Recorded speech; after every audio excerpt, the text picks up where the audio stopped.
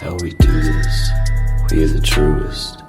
Got these fangs super sharp, your shit toothless. Cold-hearted, yeah we ruthless. All the ghouls in the cut, let's get ghoulish. In the graveyard, acting foolish. Finna dance with the devil to no music. Cold-hearted, yeah we ruthless. All the ghouls in the cut, let's get ghoulish.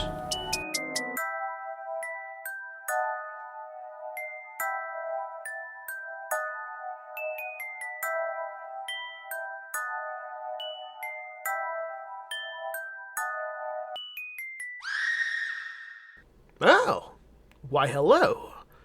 My name is Max Booth, and you are listening to a podcast I host called Ghoulish. And on today's episode, I'm doing something a little bit different. You see, I wrote a book called We Need to Do Something. It's a novella about a family stuck in a bathroom following the events of a passing tornado. I never thought it would do much, to be honest, but then it did. I wrote a screenplay adaptation, and then that screenplay was actually filmed. It was made into a movie, starring Sahila McCormick, Vanessa Shaw, and Pat Healy. Sean King O'Grady directed it, and now it's out from IFC Midnight. Well, it's not out just yet. If you're listening to this on the day the episode goes live, that means the movie will be released in the United States in exactly 1 week. It comes out on September 3rd, Labor Day weekend, in limited theaters and video on demand. There's also going to be a physical release, so Blu-ray, DVD, but I don't have any news on those releases just yet. But the video on demand and the limited theater release is going to happen in just 1 week. Unless you happen to listen to this episode way into the future, and then hey, it's out now. Maybe it's no longer in theaters, but you can go rent it, video on demand, baby. We need to do something. So to celebrate this, I got to thinking about what most writers would probably do to take advantage of everything going on. And it seems to me they would probably take the book that they wrote that's now the source material for the movie, probably raise the purchase price on the ebook, the paperback, the audiobook, and just really try to milk all the money possible to gain from something like this. I thought about that, and I decided, let's do the opposite of that, because, I don't know, I live a chaotic life. What if we just released the audiobook for free on my podcast? And that's what this is. If you continue listening, the audiobook of We Need to Do Something will begin playing. And it's not going to stop until it's done. It's not going to, stop halfway through and be like, have you enjoyed what you were listening to? Well, good news. Now you can go buy it and listen to the rest of it. Nah, I'm not going to do that. I'm just releasing the whole audiobook in its entirety for you to listen to for free. And if you like it, I wouldn't complain if you decided to go buy a ticket to see the movie in theaters, or if you rented it on video on demand. That would be A-okay with me. And plus, hey, maybe you listen to the book and you think, wow, this is really a good book. I would love to own a physical edition of it. Well, I'm selling copies, signed copies of the paperback on my website at perpetualpublishing.com. Don't be concerned. I also have a link in the show notes of this episode in case you have no idea what I just said. But maybe you want to go a step further than that and think, wow, I wish I had a limited edition hardcover copy of this magnificent bathroom book. Well, good news. You can. Because I'm also releasing a signed, limited edition hardcover of We Need to Do Something. The hardcover will not only contain the novella, it will also have images from the movie approved by IFC, like as interior images, Plus, it will contain the screenplay I wrote for the movie, the final production screenplay. the final draft, which I called the Black Void draft, for reasons that are complicated, but also not that complicated, but I'm not going to get into them on the podcast. In that book, that special edition, that can also be obtained at perpetualpublishing.com. I'm releasing this special edition of We Need to Do Something around Halloween 2021. I am only printing 1,000 copies of this edition, so it's possible by the time you listen to this podcast, it's already sold out, in which case, oh well. But I don't think it's going to sell out that fast. I am not that big of an author. So, I don't know, maybe when the movie comes out, maybe it'll get like some word of mouth and the Hildegard will sell out pretty quickly. I don't know what to expect. I never expected for this novella about a bathroom to become a movie, I'll tell you that, but it did, so who knows? Also, the first 70 people to buy the Hildegard will also be given a section of the bathroom that was from the movie set, because I was on set when the movie was being filmed. So when the set was demolished, I went into the dumpster and I took out like chunks of the wall, because I knew one day I can make a profit off of this baby, because I'm a sleazy scumbag. But yeah, those will probably go out soon. I think we're almost out even now. So even maybe by the time this podcast goes live, we will be out of the bathroom bonuses. It will say on the website if we still have any available, which I will link in the show notes because I'm a good host. What else do I need to say about this episode? Not much. Linda Jones is the audiobook narrator. She does a great job. This is the only book of mine that has been made into an audiobook, thus far at least.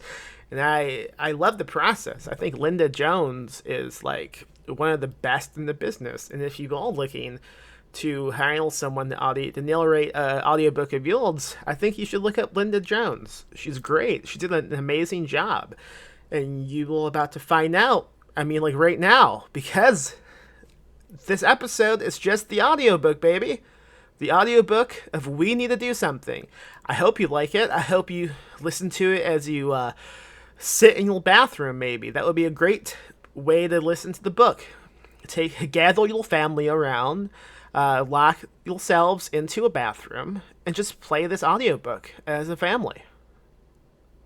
If you do that, let me know, because I will find that really amusing. All right, that's all I'm going to say, okay? No, I lied. One more thing. I have a Patreon, and if you want to support me on Patreon, you could do that at patreon.com/PMM Publishing. Okay, that's it. I promise. I promise this time. That's it. Let's listen to this audiobook. Linda Jones narrating my novella, We Need to Do Something. Coming really soon to theaters and video on demand as a goddamn movie!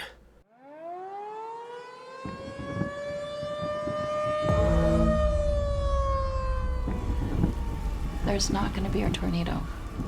It's just a thunderstorm. Everything's going to be okay. Why weren't you answering my calls? Look, I'm sorry. I think it's an EF5. What the hell's an EF5? It's like when two tornadoes come together and they form one giant tornado. Mom, I think something might be wrong.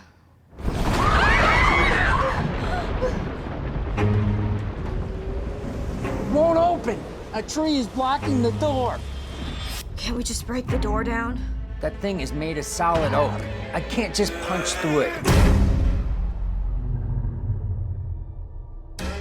Doesn't make any sense. What doesn't make any sense? We have neighbors. Someone would have come. They're all dead. Why would you say that? What if it wasn't just a storm? Let me out of here! I need help! What did you see out there? Not a tornado. Something else. I was scared. Scared of what? Of you? We did something bad.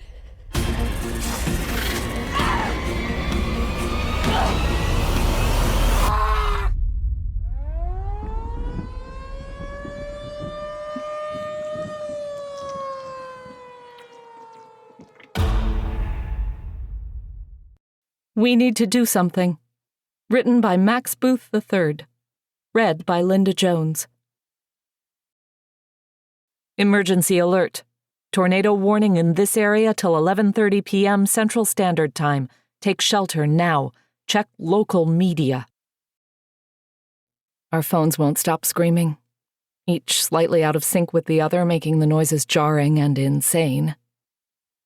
We form a line and pile into the bathroom, Mom first hugging a rolled-up blanket to her chest, followed by Bobby with a stack of board games nearly matching his height.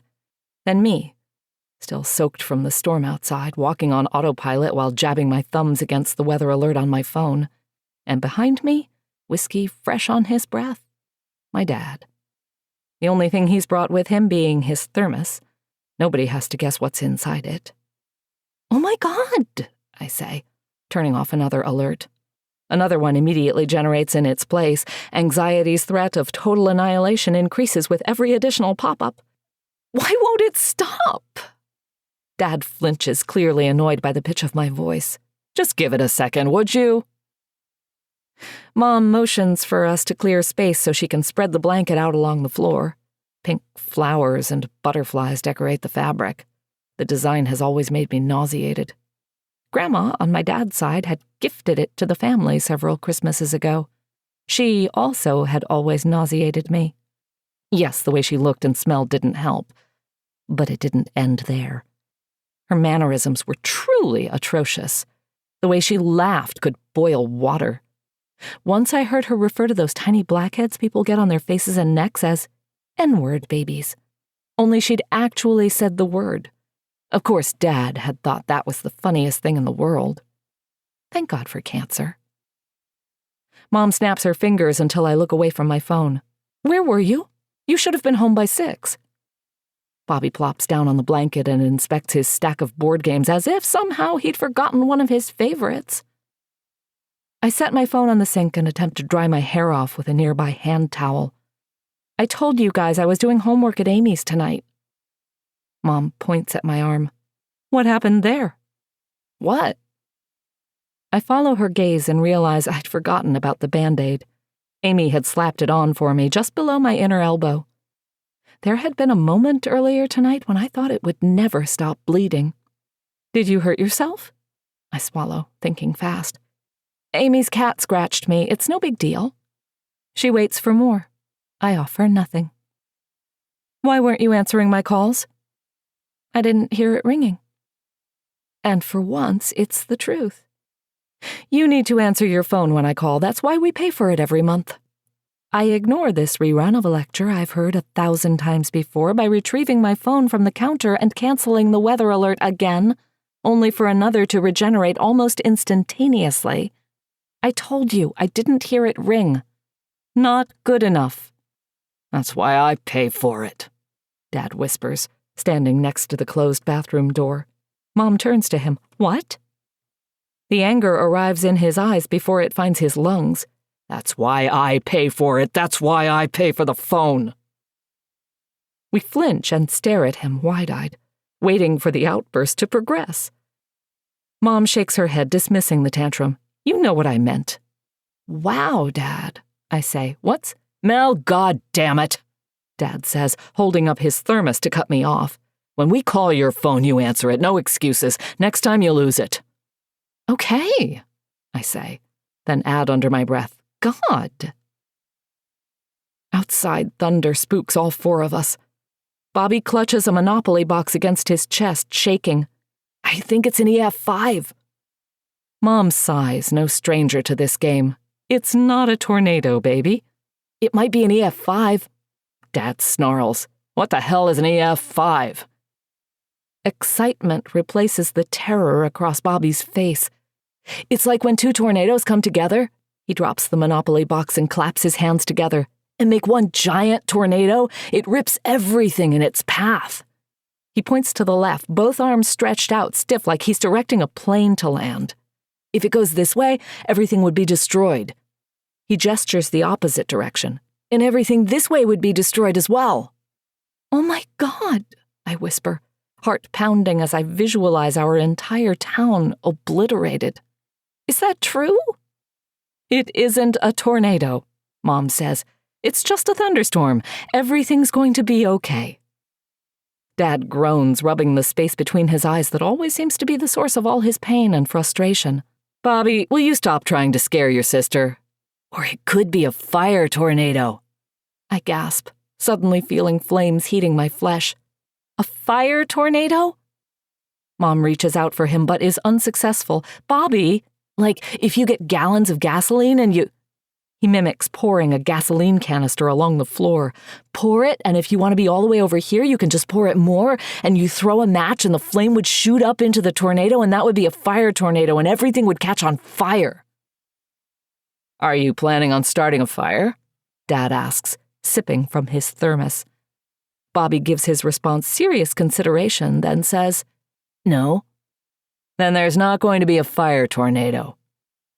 Another realization strikes. Someone else might. Someone else like who? Bobby shrugs. I don't know, just, people. None of this can be real. These alerts are merely exercising caution, something the weather people have to issue or they'll get fined or fired or something. Mom, I say, is there really a tornado? No, Mel, she says, voice warm like honey. There's not a... Thunder booms, drowning out any remaining hope. That was loud, I whisper, voice cracking. Mom nods. It was a little loud. A little? Dad clears his throat. Sounded like a gunshot. Maybe it's an EF6, Bobby says, then pauses, face all screwed up. Wait, is there such a thing as an EF6? I don't know, Bobby, Dad says, chuckling with exhaustion. Bobby, Mom says, stern now, there's not going to be a tornado. He points at her phone. Then why is it saying there's going to be one? It's just in case, okay? We only have to sit here a couple more minutes. It's almost over. Dad smirks into his thermos. Most things come to an end, don't they? Oh, will you knock it off? It's amazing how quickly Mom can transform from soothing parent to bitter spouse. Both of them have practiced this trick to perfection. Bobby interrupts whatever the hell was about to happen between our parents by snapping his fingers, excited again like a brand new idea occurred to him. Oh, maybe it's a water tornado. Wouldn't that just be a hurricane? I ask, wondering if he'd asked a doofus question on purpose, anything to extinguish the argument before it got out of hand. We're too far away to get a hurricane, sweetie, Mom says. Despite all his fear, my brother looks disappointed by this answer. Really? Yes, baby. He shrugs, never defeated. It could still be an EF5. Okay, Dad says, in no mood to hear us talk. That's enough, Bobby. But I'm just saying, I said knock it off. Bobby slumps his head, momentarily beaten, then starts shuffling through his board game collection again. Can we play Exploding Kittens? The three of us answer in unison, no. Oh, come on, please. That game takes too long, baby, Mom said. Yeah, I add. Plus you don't even know how to play. I do too. You can't even read. I can read. Dad lets out a growl behind us. It sounds inhuman. Guys. Mom, tell her I can read. Mel, your brother can read. See, I told you. He sticks his tongue out at me, which I respond with by flipping him off. He gasps. Mom, did you see what Mel... Dad slams a fist against the sink. Enough! Thunder booms again, rendering us all quiet for a while. Once, when Bobby was much younger and refusing to eat, Dad grew so frustrated he threw Bobby's plate across the kitchen. It exploded against a cabinet, SpaghettiOs and shards of plastic flying every direction. We all sat at the table watching him standing in front of the mess he'd created, breathing heavy, reeking of shame. The silence that followed then is similar to the one that follows now. Mom takes several deep breaths, a fish gulping for water and only swallowing air. Okay, she says. Why don't we all play Crazy Eights?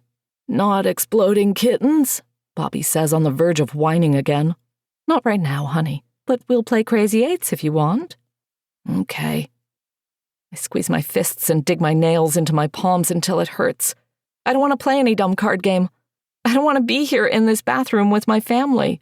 I don't want to be trapped here listening to them bicker every couple of minutes about things that don't matter. It's not my fault they're unhappy. I didn't tell them to get married. I didn't tell them to have children. If they hate each other so much, they should just kill themselves. Do the whole world a favor. This sucks. I need to call Amy. She hasn't responded to any of my text messages since I got home, and worry has started consuming me whole. Everything that has happened? We can't let these memories exist only in our heads, otherwise we'll go insane. We'll lose our goddamn minds. We need to talk about what happened. We need to have a discussion. I need to know she's okay. When can we leave? I ask, wondering what would happen if I got up and walked out. Would they try to stop me? Could they? Or would they simply allow me to disappear into the storm, swallowed up by lightning? Soon, she says, zero confidence in her tone. I bet by the time we finish this game, the storm will be mostly done. Unless the tornado picks up our house and carries it away, Bobby says. Bobby, shut up, I say, not quite believing such a thing could happen, but at this point my mental state is open to just about any possibility. He sticks his tongue out at me again, the little bastard.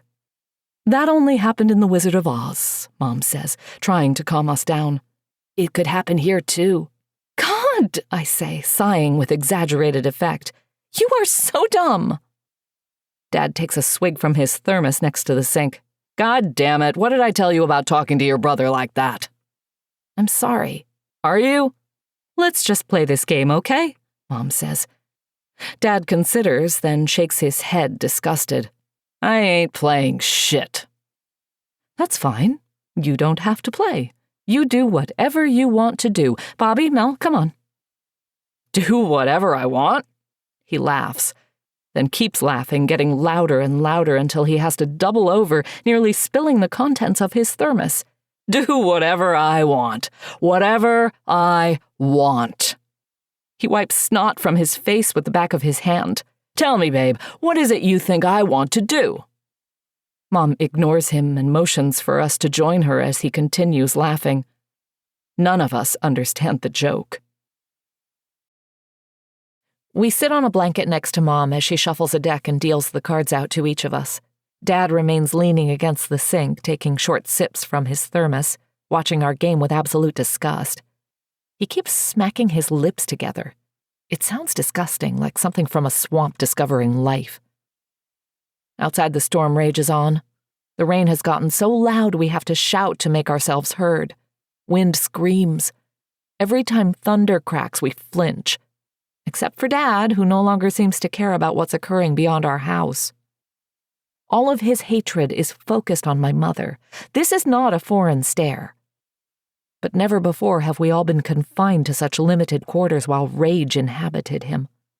None of us could possibly guess how he might lash out. Come to think about it, I can't remember a time all four of us had ever found ourselves in the bathroom together. What reason would we possibly have had except for tonight's tornado warning? Residential bathrooms like this are built for one person at a time. One door, a shower tub combo, a toilet, a tiny trash can, a sink, and mirror. All of us crammed in here together, the room has never felt so small. The reality of its size burns into my skull. Once sweat locates my flesh, it wastes no time in overextending its welcome. There's not even a fucking window in here, which might be a blessing considering the storm outside. My stomach spins in knots as I visualize shards of glass flying across the room and entering my flesh. Can you please check the weather again? Bobby asks about halfway through our first game. In a minute. Mom, come on, please. She sighs, set down her deck of cards and scoops up her cell phone. She stares at the screen for a moment without responding, looks at Bobby, back to the phone, then lays it on the floor with the screen facing down. It says it's almost done. Really? Yup, we just have to wait a little bit longer. Bobby smiles, total relief washing over his pale face. Whew, I thought it was going to be an EF5 a second ago. Nope, just a little thunderstorm, baby. Now, are you going to keep playing or not? Yeah, I say. It's your turn, dummy.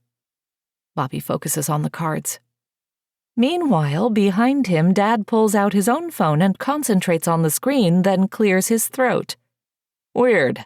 The weather app on mine says something completely different. Bobby whips his head around. Is it an EF5? Dad shrugs. I don't know about that, but it certainly doesn't look good. He licks his lips, enjoying the attention. There sure is a whole lot of red on the map. Oh boy.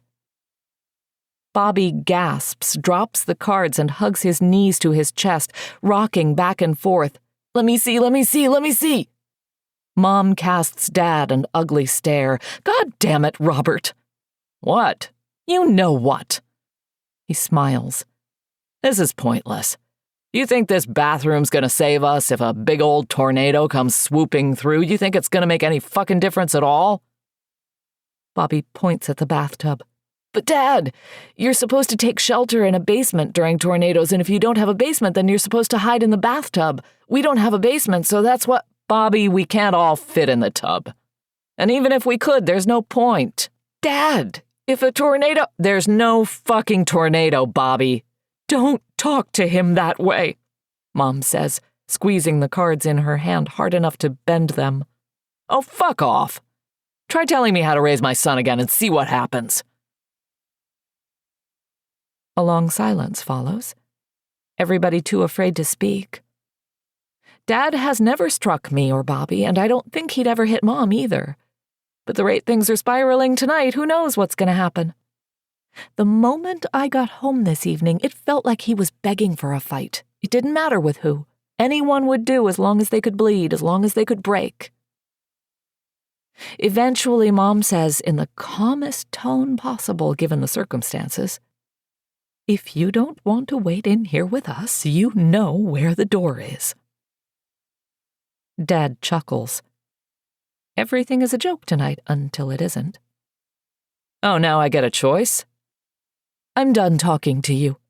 Finally. Dad turns toward the door and Bobby freaks out, like total panic attack. He springs up and grabs Dad's leg, hysterical. Dad, no, don't go, please don't go, the tornado, there's a tornado. Bobby, come on. You're being ridiculous, he says, trying to shake him off. The tornado's gonna get you, please, Dad, stay here, please don't go. Dad sighs, then glances over his shoulder at Mom, smug smile across his face. You still think I should leave? Asking it like a double-sided sword, meaning something that's a secret, something only the two of them know about. What's going on? I ask, receiving an answer in the form of the loudest thunder boom yet. The bathroom lights blink away from existence, and we are consumed by darkness. Bobby and I both start screaming, which encourages the clouds to do the same. I fumble around for my phone and trigger its flashlight app. All four of us have gone ghost pale. Bobby hyperventilates in our mother's arms. Dad grips his thermos with both hands, no longer attempting to leave. Shh, shh, Mom whispers, stroking Bobby's head. It's going to be okay. It's going to be okay. I don't know what the hell she's talking about. Things obviously are not okay. Panic eats me up and spits me back out. Why did the lights go out? What happened? Come on, you guys, Dad says. It's a thunderstorm. Lightning probably hit a transformer or something. Stop freaking out for no reason. Bobby is still shaking in our mom's arms, feeding into my level of anxiety. It's a tornado, it's a tornado, it's a tornado! Bobby, God damn it! A deafening series of thunder cracks ensue, followed by a crash loud enough to shatter our bones. Then our entire house shakes like we're aboard some sort of amusement park ride. Outside the bathroom door, something explodes. Wind howls like wolves hungry for fresh meat. At this point, all four of us are screaming our lungs off and holding each other, even Dad, whose previous transgressions have momentarily been forgiven, or at the very least, forgotten. A stray limb from one of my family members knocks my phone from my grasp and it flies across the room. Its flashlight lands upon our flailing bodies, granting us a target to direct our aimless focus. I stare into it and pray as if it's the light of God. but the only response I receive is more rain. Outside the bathroom door, the storm's volume intensifies. Rain and wind screech loud enough to drown out the thoughts from our throbbing brains. It is the sound of banshees escaping from hell. When we speak, we are forced to shout, and even then, one cannot be certain of the other's dialogue. "What happened?" I scream. "What the hell was that?" Mom says. "Jesus Christ," Dad says, lips trembling. I don't know. More thunder. Dad points at my phone on the floor. "Mel, shine that light over here so I can see." I hesitate, waiting to see if he'll forget his request. He steps away from us and moves toward the door. "No," Bobby cries. "Don't go, Daddy." He ignores him and nods at me. "Just get the fucking light, okay?" Whimpering, I part from my mother and brother and retrieve the phone, then direct its light at my father. He presses his ear against the door, listening for an extended period, then attempts to open it. The door swings forward maybe 3 inches, before coming to a dead stop, banging against something solid on the other side.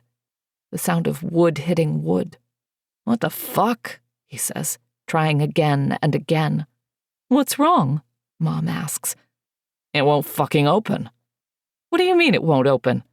"I mean it won't fucking open," he says, punctuating each word by bashing the door against whatever's blocking it. This progresses into full-on shoulder rams against the frame as he gradually gets more pissed off. Cold wind and rain blow in through the small opening. Flashes of lightning illuminate the bathroom's depressing interior. The reality of the situation is already sinking in, even if nobody has the courage to voice it yet. Dad reaches through the crack, feeling around blindly. "What the fuck?" Mom steps forward, but only barely. "What is it?" "What the fuck?" "What?" He extends his free arm out towards us and snaps his fingers. "Mel, let me see your phone." "What? Why?" My body stiffens. Absolutely not. No way. "Because I told you to." I can hold it." "Give me the fucking phone, Mel." Mom sidesteps in front of me, acting as a shield against his wrath. "Don't talk to her that way, you son of a bitch." "Shut the fuck up," he says, and she deflates. Then to me. "Mel, let me have the goddamn phone." At this point, I am sobbing, and I hate myself for every tear spilled. My father does not deserve a single one of them. Every instinct inside me refuses to relinquish my phone. Things exist on it that nobody else should ever see. Plus, there is the fear that Amy will finally respond while his vision falls upon the screen. The text message conversation we found ourselves in the midst of will not go over well with my father. The context doesn't matter. He will go mad. Mad like insane. Mad like nuts. However, if I continue disobeying his demands, the threat of escalated rage seems inevitable. I extend my arm out, but my grip refuses to loosen, forcing him to pry it from my grasp. A bizarre satisfaction is gained from witnessing him briefly struggle against my unexpected strength. He takes the phone without another word and points the flashlight at the small opening in the door, face grimacing in confusion. What the fuck? He sticks the phone through the crack, angling his arm, squinting against the rain. "Oh, God damn it. Oh, motherfucker." "What is it?" Mom asks, at last triggering the flashlight app on her own phone and directing its illumination upon the door. "A tree." "A what?" "I think... God damn it." "Oh my God," I say, no longer able to withstand the suspense. I need my phone back in my possession immediately. What happened? What happened? "A tree, some fucking tree, is blocking the door." "What tree?" Mom says, incredulous. "How should I know? It's blocking the whole goddamn door." "You can't move it?" "Does it look like I can fucking move it?" "Wait," I say, speaking without thinking. "Maybe it's the one in the backyard where we buried Spot?" "What?" Bobby screams, snapped out of whatever fantasy land he'd mentally sought shelter in. "God damn it, Mel."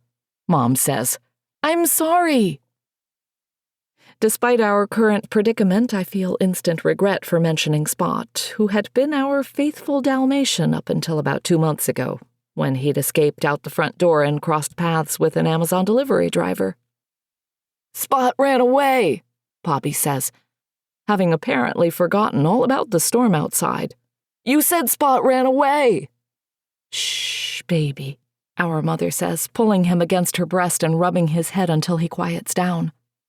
Dad continues pushing at the door, one arm through the crack as he investigates the scene. If a tree has really fallen through the roof, then nothing is in place to prevent rain from entering the house. Everything in my parents' bedroom will be ruined by the time the storm passes. This particular bathroom connects to their bedroom. We have another bathroom in the front of the house reserved for guests and Bobby and I, but that one is somehow even smaller than my parents'. I can't imagine being trapped in the guest bathroom with everybody. I doubt we would have lasted an hour. He curses something unintelligible and retreats from the door, dripping from the rain that's blown inside our house. Where's my phone? I ask, noticing the absence within seconds. Calm the fuck down, he says, trying to catch his breath. But from what? Where's my phone? I lose control of my body and begin shaking. I want to shriek loud enough to shatter the universe. Where's my phone? I dropped it, okay? The tears run down my face. A mutated croak escapes my lungs. I'm sorry, the rain's crazy out there. The wind, it just took it. His apology means nothing to me. I fall to my knees and moan, feeling a great pain in my stomach. It is urgent that I speak to Amy. We need to regroup and come up with a plan. We need to fix what we've done. I need her to hold me and tell me everything's going to be fine. I need her to assure me we didn't fuck everything up. Oh, would you stop being hysterical? Dad says, looking down at me with utter repulsion. It's not the end of the goddamn world. This last sentence of his is punctuated by an insane series of thunder booms. The sound arrives at a much louder volume with the door slightly cracked open. Mom asks if we are really stuck. Dad gestures at me and Bobby, both of us still crying like pathetic little babies. You think I'd be here listening to this shit if we weren't? Is it what? Actually, a tornado? I don't know. The roof's gone. Oh my God. I take several deep breaths before risking speech again. What do we do? We have to call someone, Mom says. Who? Dad asks, amused. Ambulance, fire truck, I don't know. Someone. Dad leans against the sink at a loss, sipping from his thermos. He digs out his own phone, dials 3 numbers, and holds it to his ear. He waits several moments before hanging it up and tossing it on the sink. I have to resist the urge to pick it up and throw it outside in the rain, let him get a taste of his own medicine, see how he likes it. Busy, he says. Busy? Mom says. That's what I said. How is it busy? He shrugs. What are we going to do? Another shrug. I guess we wait. They don't realize I'm already awake, judging by how they're talking to each other. Mom asking Dad how much whiskey he has in his thermos, Dad telling her to get fucked.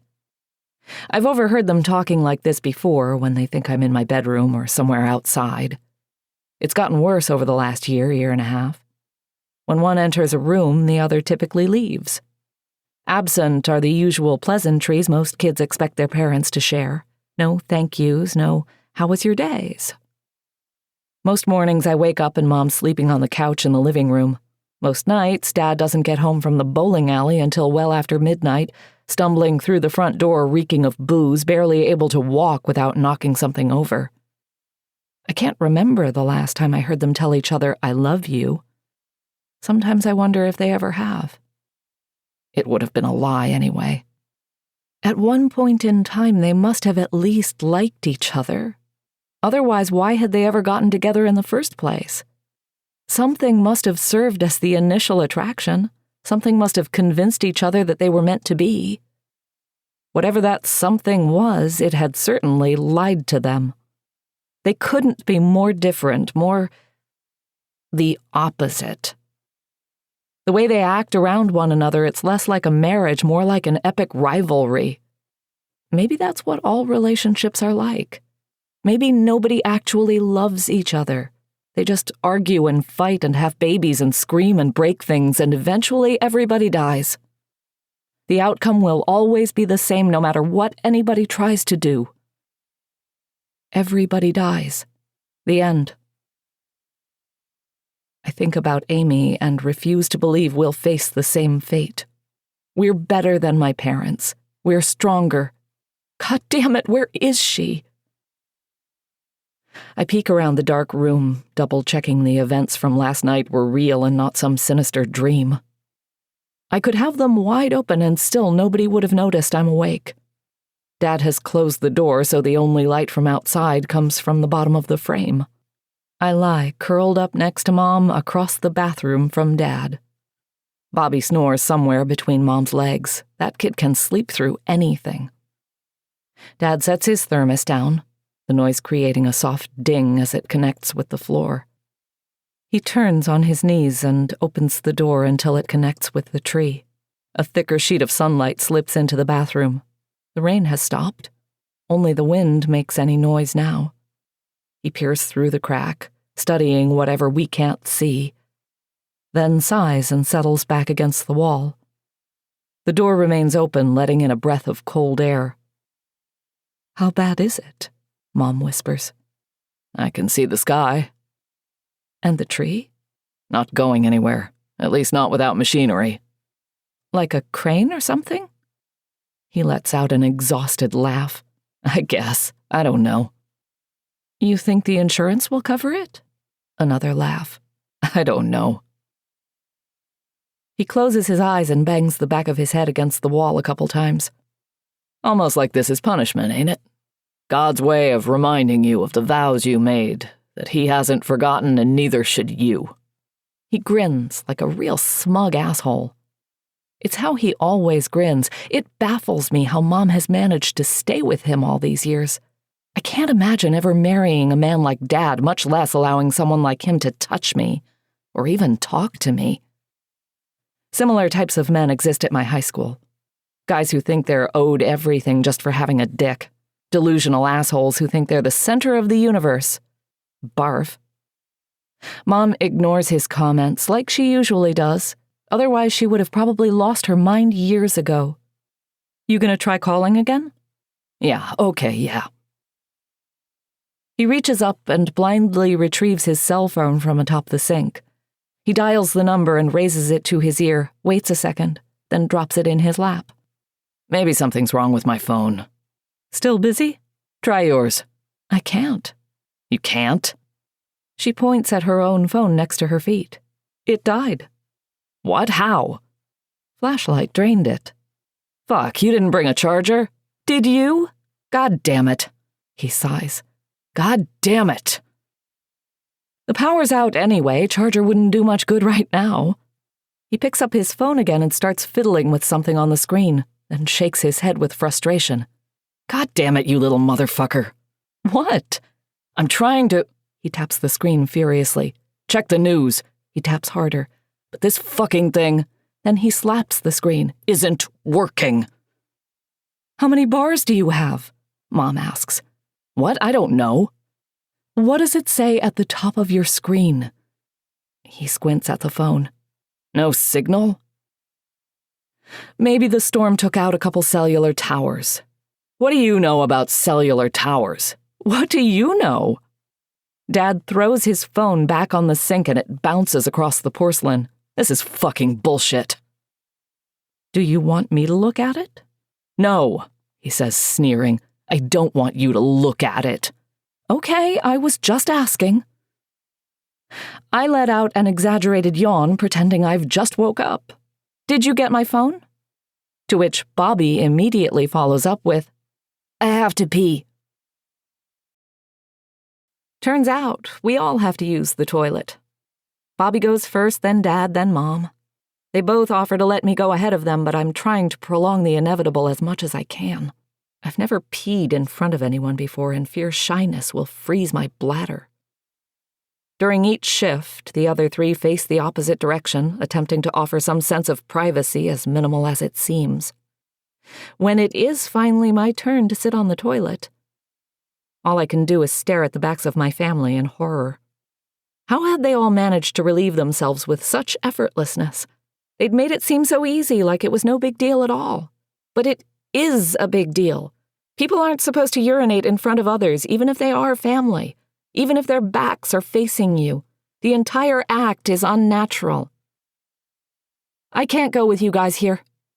Dad laughs. Of course he does. Well, I don't know what to tell you, Mel.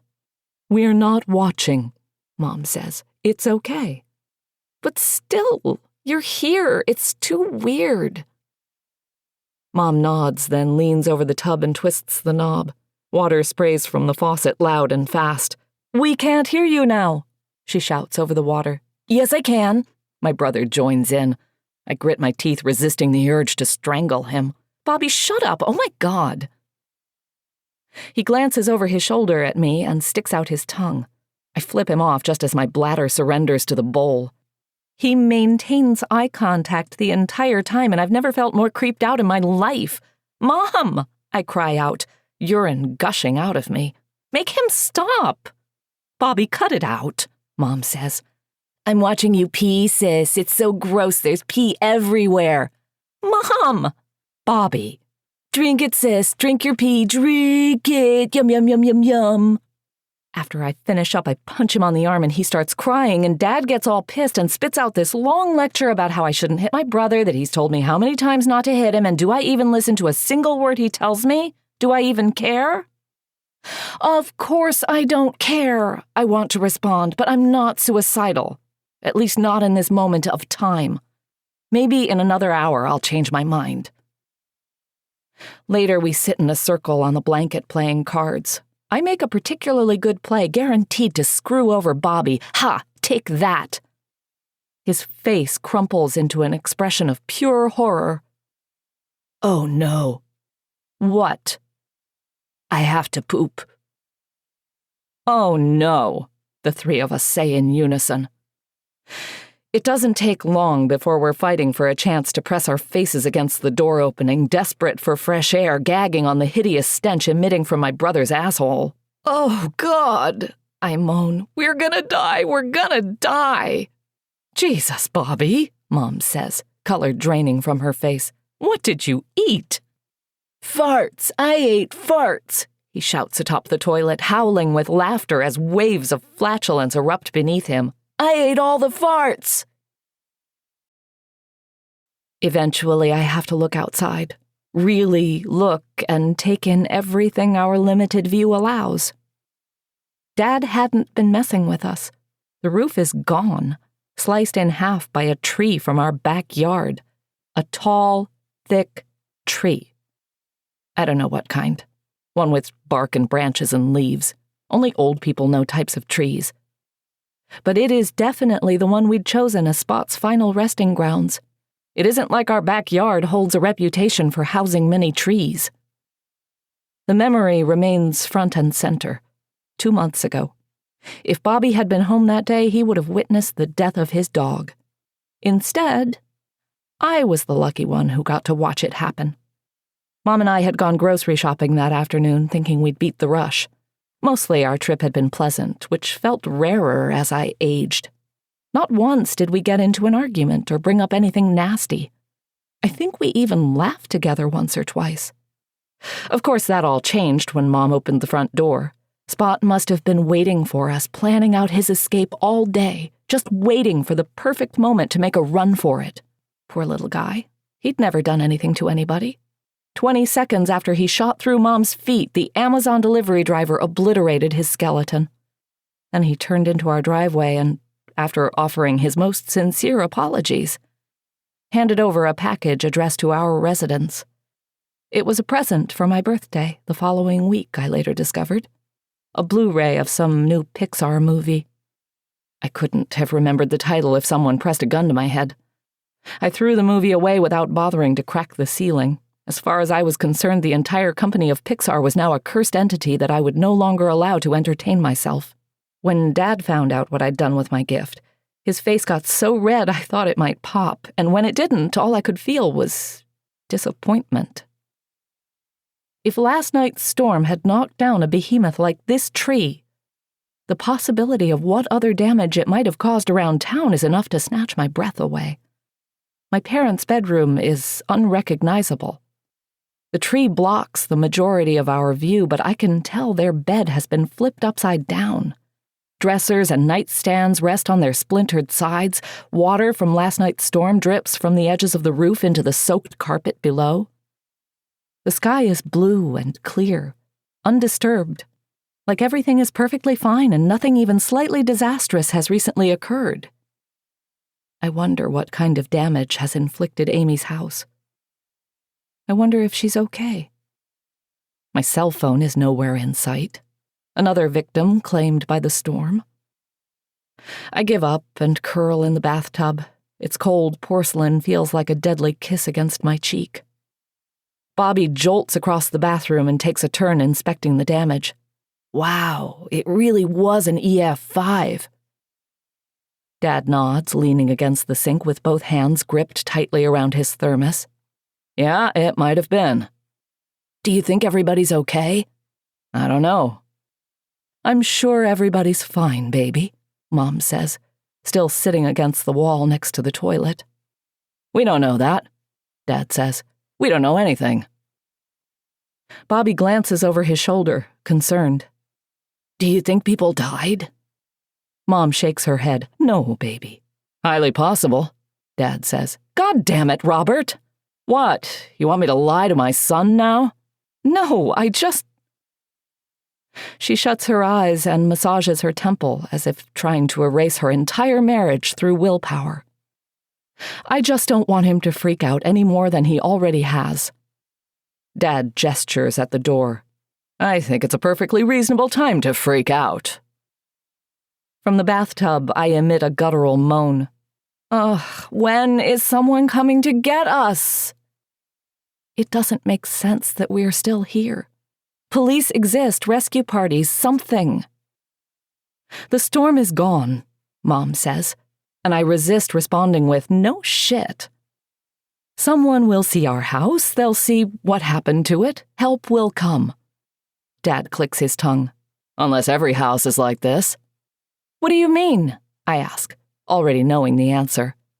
If the tornado destroyed every house in the neighborhood or even the town, then it could be a very long time before rescuers make it here. Robert, we could be stuck here for another day or two. My stomach feels like acid, drip, drip, dripping into my organs. Oh my God. Really? Bobby cries out, a mix of terror and excitement battling each other in his tone. Mom sighs a familiar sigh. God damn it, Robert. He holds up his hand like a stop sign. I'm not saying that's what's gonna happen. I'm just saying we should be prepared to be here a while. It looks bad outside, right? Real bad. I hope someone finds us soon, but I'm also trying to be realistic. He smirks at Mom. Isn't that what you wanted me to be, honey? Realistic? She glares at him, refusing to respond. I can't stay in the bathtub forever. Not with my phone still out there, unattended. Any sort of notification could have been sent to me by now, and there it remains, unread. Surely Amy has responded to my texts. And if she hasn't, then screw my family. I'll call her while in the bathroom where everybody can eavesdrop. Eventually they'll find out the truth anyway. Things like this, they have a way of coming out one way or the other. You can't light a fire and expect nobody to get burned. I sprawl out on my stomach and reach through the door opening. Face pressed tight against the wooden frame, I blindly feel around my parents' bedroom. First my fingers splash in the carpet and I groan. Soggy, squishy, flashbacks of Spot leaving puddles of urine throughout the house and everybody stepping in them in the middle of the night, barefoot, barely awake. We tried so hard to potty train that dog, but nothing we did ever seemed to take. I remember one night years ago waking up to Dad screaming his voice hoarse. Normally, I stayed in my room when my parents were arguing, too petrified of somehow getting caught in the crossfire. But this night wasn't like other nights. He kept shouting something about a goddamn dog, followed by heavy, frantic footsteps that shook the whole house. I snuck down the hall and peeked around the corner into the living room and found him chasing Spot in a circle. Dad's foot was covered in shit, which he tracked around the living room the longer he tried to catch our dog. Spot was far too fast for Dad, who was obviously drunk off his ass. Eventually, he gave up and passed out on the couch, and Spot escaped into the safety of my bedroom. I made sure to lock the door before settling back under the covers, giving our Dalmatian plenty of kisses and reassuring him he was, in fact, a good boy. I hope he believed me. I continue my sensual investigation from the wet carpet up to the tree. Its bark is rough and moist, providing a false hope for fragility. I give the tree a shove. It doesn't even do me the common courtesy of pretending to budge. This thing is here to stay, and there's nothing any of us inside this bathroom can do to change that. I press my face against the opening and peer out again, this time focusing on the carpet, searching for what belongs to me and not finding a goddamn thing. Where the fuck is my phone?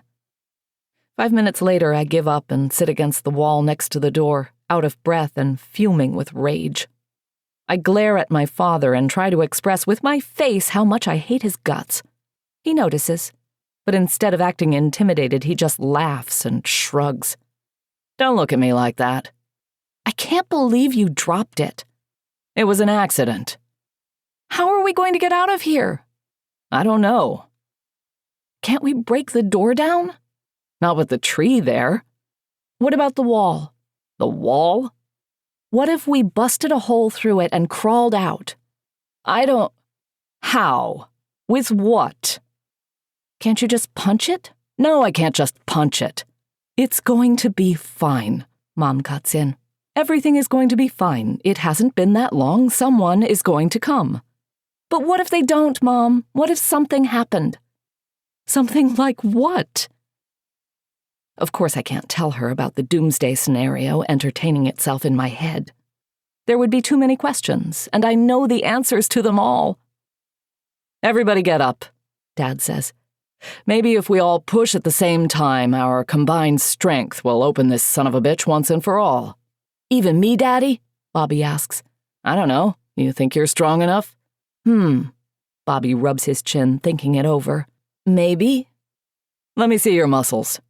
Bobby flexes both arms. Dad gasps in amazement. Holy shit, son, you got a license to carry those guns? Bobby cocks his head, relaxing. Dad, these aren't guns, they're just my arms. Oh. He performs an exaggerated, whew.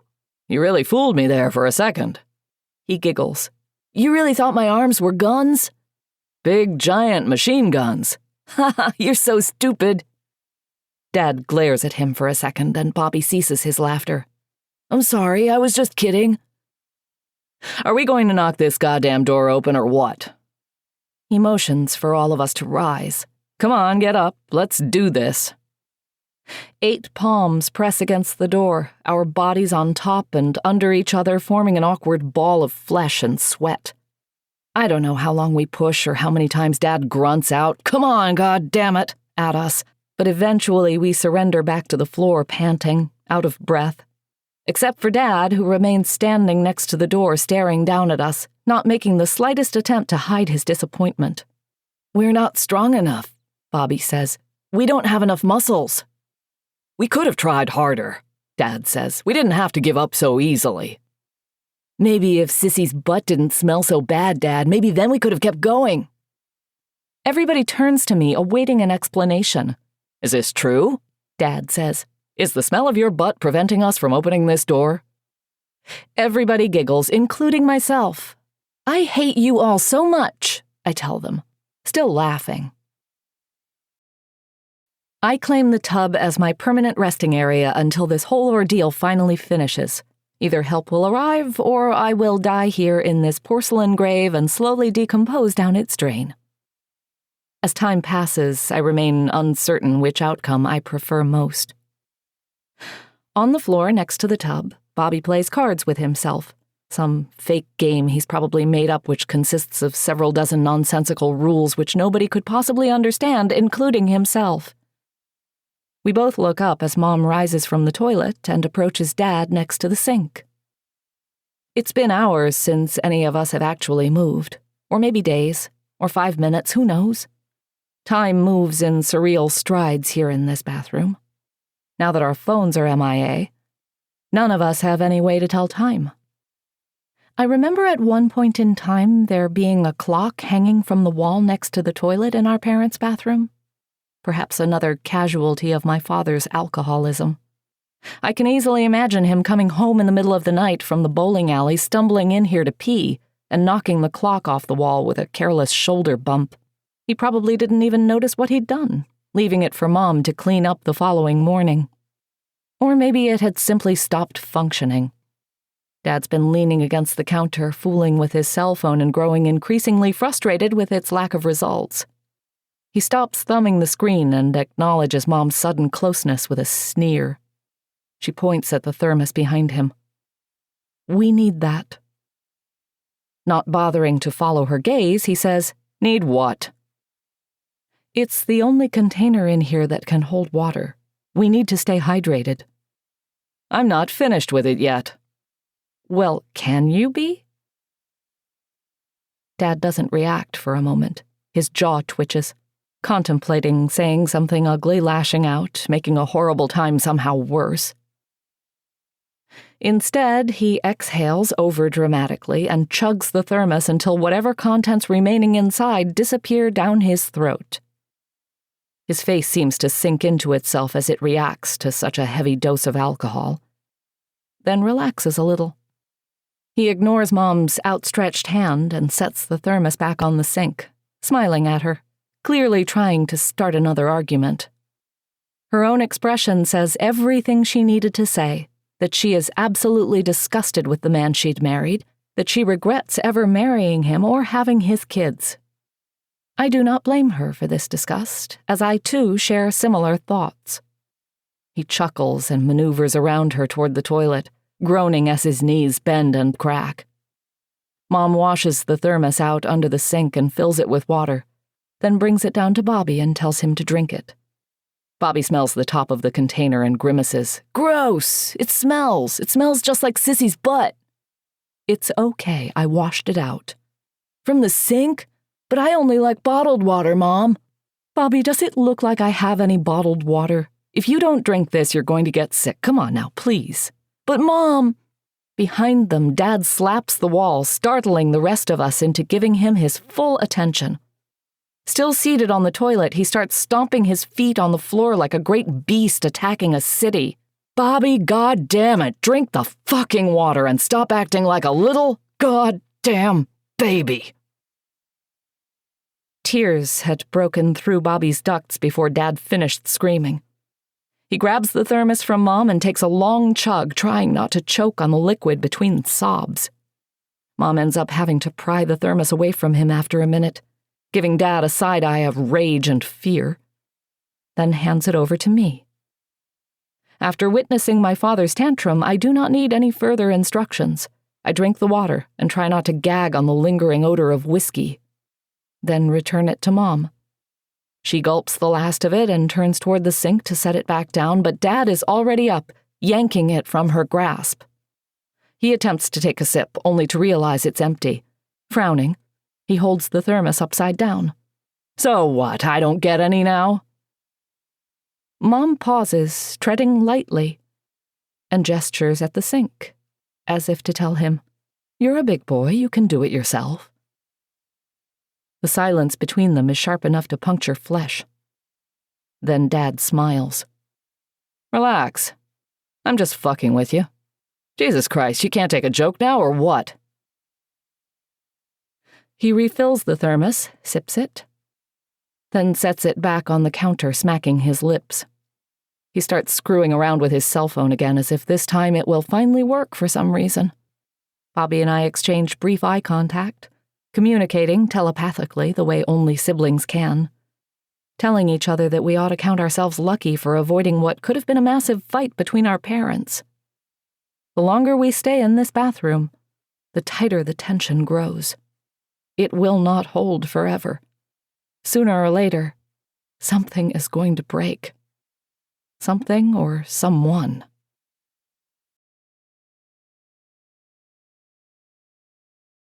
Mom suggests we take inventory of the bathroom, which we all agree is a good idea, but none of us get up to help. Instead, we sit and watch her go through the medicine cabinet and various drawers below the sink. I don't know where she's found the energy. I barely have enough strength to keep my eyes open. I barely have enough strength to breathe. She pulls out everything and lines them up along the top of the counter. Once in a while, Dad makes snide remarks about the amount of hair products she digs out. Stuff like, "Why do you need all this shit anyway?" And "Good to see my paycheck hasn't been going to waste." As if Mom doesn't also work, as if he's the sole provider for this family, which is of course a lie and we all know it, but God help the poor soul brave enough to point it out. This is what she found. 2 toothbrushes along with half a tube of toothpaste, mouthwash, hydrogen peroxide, a box of Batman-themed Band-Aids, various hair products, gel, spray, shampoo, conditioner, etc. Hairdryer, deodorant, soap, body wash, hand foam, several bars, razors, shaving cream, beard trimmer, makeup, eyeshadow, mascara, eyeliner, blush, foundation, lipstick, powder, body lotions, vanilla, baby powder, lavender, coconut, strawberry, rose, black cherry, skincare products, toner, lotion, soap, etc., tampons, pads, alcohol wipes, nail trimmers, ibuprofen, and NyQuil. The last item twists my stomach into a knot. Amy loves NyQuil, says you can trip balls on it if you take just the right dose. Sometimes she tries getting me to do it with her, but I can't stand the smell of it, much less the taste. If Amy was here right now, I would try whatever she wanted me to try. But she's not. I don't know where she is. If she's not also trapped, then why hasn't she come over to check on me? After everything she and I went through, it doesn't make any sense. She would be concerned. She would want to know I'm safe. Just like I'm concerned, just like I want to know she's safe. And if not her, then somebody should have checked on us by now. We don't live in the middle of nowhere, shut off from society. Plenty of neighbors surround us on either side. Can't they see a tree has crashed through our roof? Can't they see we need help? Maybe we should try shouting again, I suggest. Someone might hear us now. I don't think anyone's going to hear us, Mel, Dad says. No, she's right, Mom says. We can't just give up. There has to be someone somewhere. There has to be. One thing none of us can agree on is how to scream. Either we all stand against the door at the same time and let loose, or we each take turns. Option A guarantees maximum volume, while option B promises a stronger longevity. It's impossible to shout for help longer than 5 minutes, and that's being generous. After so long, you need to rest your lungs. Especially when in poor health like the 4 of us, nobody in this bathroom feels energized. Our muscles are atrophying. Everything is dizzy and confusing, and the last thing any of us really wants to do right now is shout. Mom thinks we should all do it together. Otherwise, we're wasting our time. If someone's passing by several blocks from our house, they're not going to hear anything if it's just one person. But 4? Then maybe we stand a chance. I disagree, of course. I tell her we should do it in shifts. It's not like our street's been particularly loud since the storm. We haven't heard any passing traffic or airplanes or anything. No people, no animals. I think our voices will carry a lot farther than she's giving us credit. Plus, this way we can scream longer. I tell her the last thing we want to do is waste 5 minutes shouting our lungs off, only to stop for a rest the moment a potential savior passes by. Bobby doesn't care which way we decide. He just wants a chance to be loud and crazy. Dad, on the other hand, claims to have the headache from hell and begs us to be as quiet as possible. No one's coming, he tells us. The only thing shouting will accomplish is pissing him off. We ignore his pleas and utilize my plan of screaming in shifts. Mom and I let loose with a generic, "Help! Please help! Is anyone out there? Help!" while Bobby chooses to go down a slightly different route by howling like a wolf. Bobby, don't be stupid, I tell him. No one is going to save a wolf. They'll be afraid of getting eaten. But I like being a wolf. Don't you want to get out of here? Fine, sis, fine. He leans against the opening again and continues, this time actually forming words. Hello? Hello? My sissy farted so much and it smells like broccoli and now we are all gonna die because none of us can breathe. Hello? Hello? My sissy's butt is a monster and we are trapped. Help! Please save us from my sissy's smelly butt. Oh God! We don't have much time before her butt swallows us up and turns us into big poops. This time when I punch Bobby, Dad doesn't even get upset. Mom and Bobby are halfway through a new game of cards when he rubs his belly and complains about being hungry. Yeah, me too, I say, hating how much I sound like a baby, but it's true. My stomach feels like it's shrinking into a dark void. I know, Mom says, quiet. I'm sorry. How much longer are we going to be here? Bobby asks, voice on the edge of whining. I don't know, baby. Now it's my turn to rub my belly. I wish we had brought some goldfish crackers in with us. Bobby pretends to retch. Goldfish crackers are disgusting. More for me, then. I want some eggs, he says, licking his lips. I want 1,000 eggs, with cheese. Ugh, only old people like eggs. No, they don't. Mom, tell sis all types of people like eggs. Melissa, all types of people like eggs, Mom says, barely paying attention to anything we're saying. I shake my head. Nuh-uh. Only old people. And do you know what that makes you? Don't say it. Bobby's expression tightens into ultra-seriousness. You know what? Mom, tell sis not to say it. Melissa, don't say it. Okay. I pause for a good 30 seconds, then shout, It makes you a tiny old man. Bobby slams his deck of cards down. Mom! Holding back laughter now, Mom says, Calm down, it's okay. But she called me a tiny old man. I shout again, full of glee, and burst out laughing, which only influences Mom to increase her giggling over on the blanket. Bobby witnesses this matriarchal betrayal with his jaw dropped, exaggerating offense. For the past year or so, I've found great joy in calling my brother a tiny old man. The joke started one day when I walked in the house and found him sitting on the couch with one leg crossed over his knee, glasses at the tip of his nose, reading a physical newspaper. What are you doing? I asked, dumbfounded. And he'd casually responded, Checking the weather. Therefore, he was now forever known as a tiny old man from that day until the end of time. Fuck! Our father screams, and all three of our heads spin toward him. He's next to the sink, furiously jabbing the screen on his phone, teeth gritting, veins punctuating against his neck. A second passes, and the phone shatters against the wall, pieces of plastic flying every direction. Mom grabs Bobby by the head and ducks closer to the floor, dodging incoming projectiles.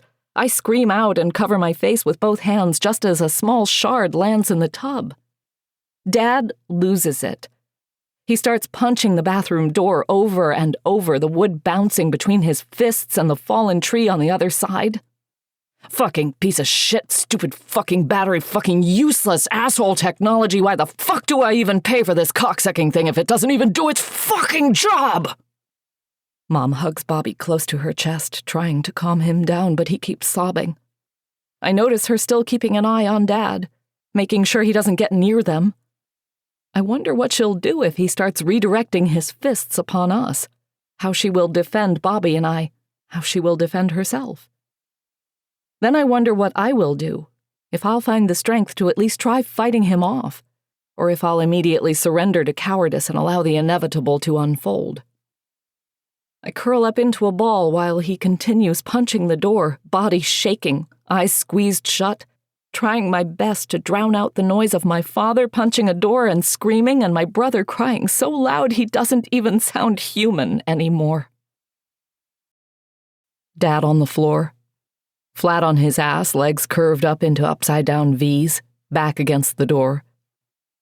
Streaks of blood stain the wood above him. Both of his hands rest in his lap. He stares at them, and we stare at him staring at them.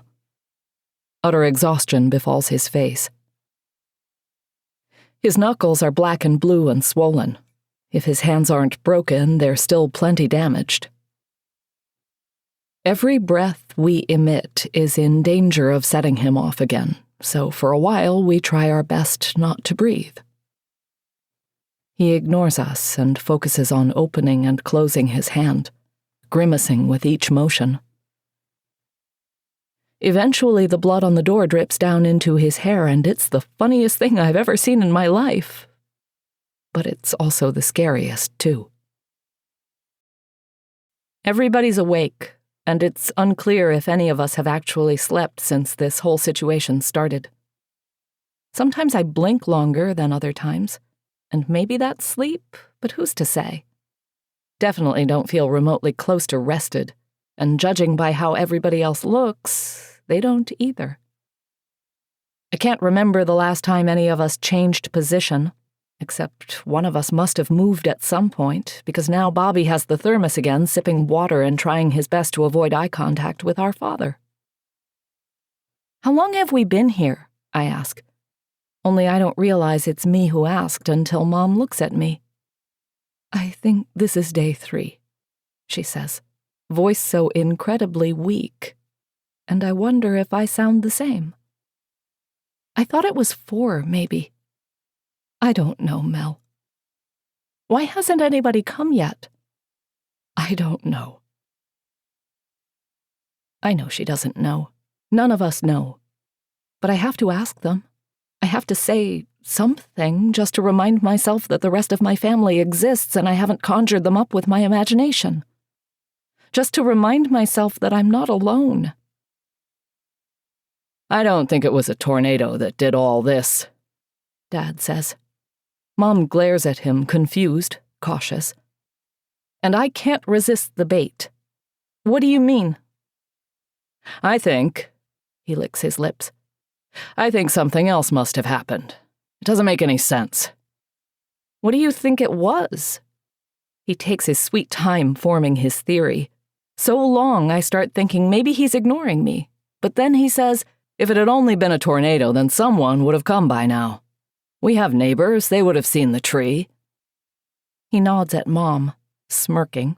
"Your mother would have sent in a SWAT team the moment you didn't return one of her calls." He sighs, knocking the back of his head against the door.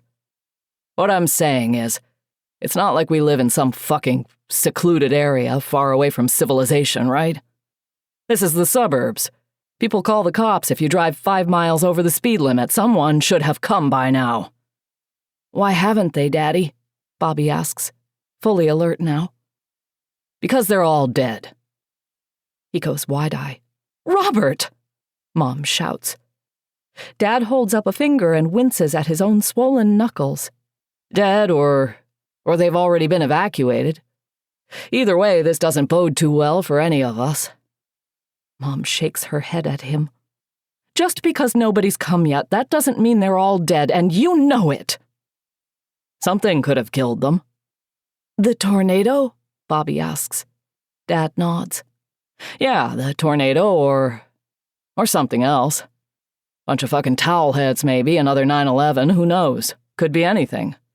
But we aren't gonna figure it out stuck in here, that's for damn certain." "Towel heads?"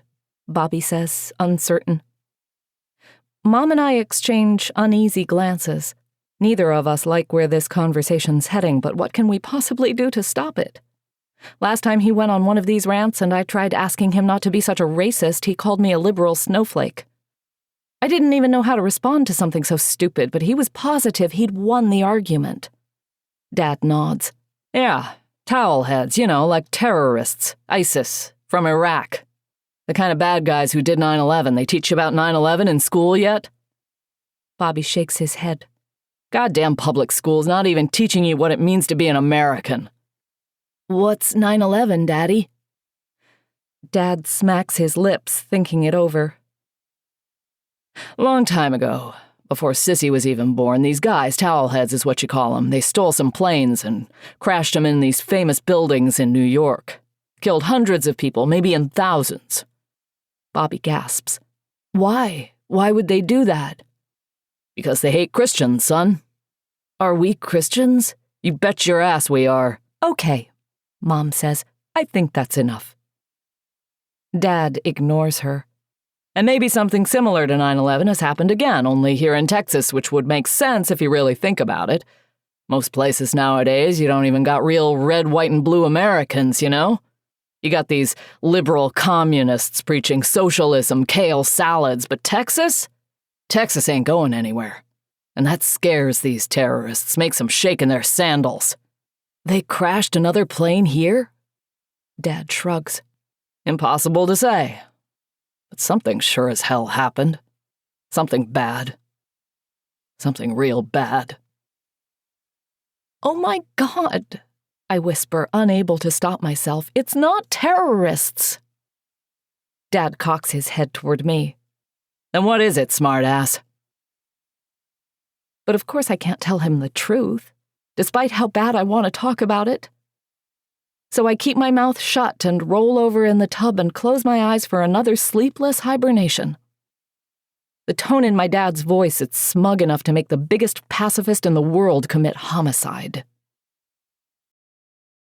Christ, I could use a drink. Dad's mumbling, repeating the line as he paces the bathroom, running his hands through his hair, eyes crazy. Christ, I could use a drink. Christ, I could use a drink. Christ, I could use a drink. Bobby and I sit together in the bathtub. He drools on my shoulder, half asleep. Mom's sprawled out on the floor next to the tub, and I'm worried Dad's going to step on her. This bathroom isn't wide enough for these kinds of physical activities. But who's going to say anything?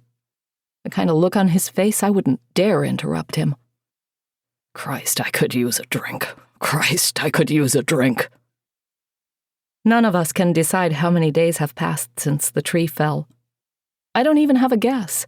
Several, maybe a week, maybe less, maybe more, maybe much more. Either way, it's been a long goddamn time since Dad's had any booze and the withdrawal's killing him. He can't stop shaking. When he isn't pacing, he's vomiting water into the toilet. No one will acknowledge what's happening to him. For the first time in my life, I wish he did have a drink. Maybe then he would shut the fuck up and stop being such a baby. Christ, Christ, Christ. He pauses in front of the sink and inspects the numerous objects Mom dug out of the cabinets. Yes, yes, yes, yes, yes. He uncaps the mouthwash and starts chugging the bottle. Green liquid trickles down his cheeks and chin. His Adam's apple convulses as the container empties. He belches and throws the bottle in the trash can next to the toilet. Yes, oh God, yes. He leans over the sink, hands clutching the edge of the counter, and stares into the mirror. A weird grin spreads wider and wider across his face. Thank you, he whispers. Thank you, thank you, thank you. I can't look at my dad without feeling physically sick. If anything remained in my stomach at this point, I'd vomit all over the bathtub. He's sitting across the room, back against the semi-open door, rambling just to ramble because he loves the sound of his voice, loves to think he's so goddamn smart, when, in reality, he's just another moron. Every time he licks his lips, I want to grab his tongue and rip it off. I can't believe he lost my phone. I can't believe he would be so careless. Except I should believe it. Anything else would have been out of character. Remember that movie, the one with Tom Cruise? Dad's asking us. War of the Worlds, right? Aliens come down in the lightning. They buried these machines in the ground a long time ago and they start destroying everything in sight. You telling me that couldn't happen? You all heard how loud that storm was last night. You trying to tell... Robert, it's been more than one day, Mom says. What? You said last night. You know what I fucking meant. Whenever it was, come on, it wasn't that long ago. Are you sure? He starts stammering, struggling to answer, then shakes his head real fast, left to right to left.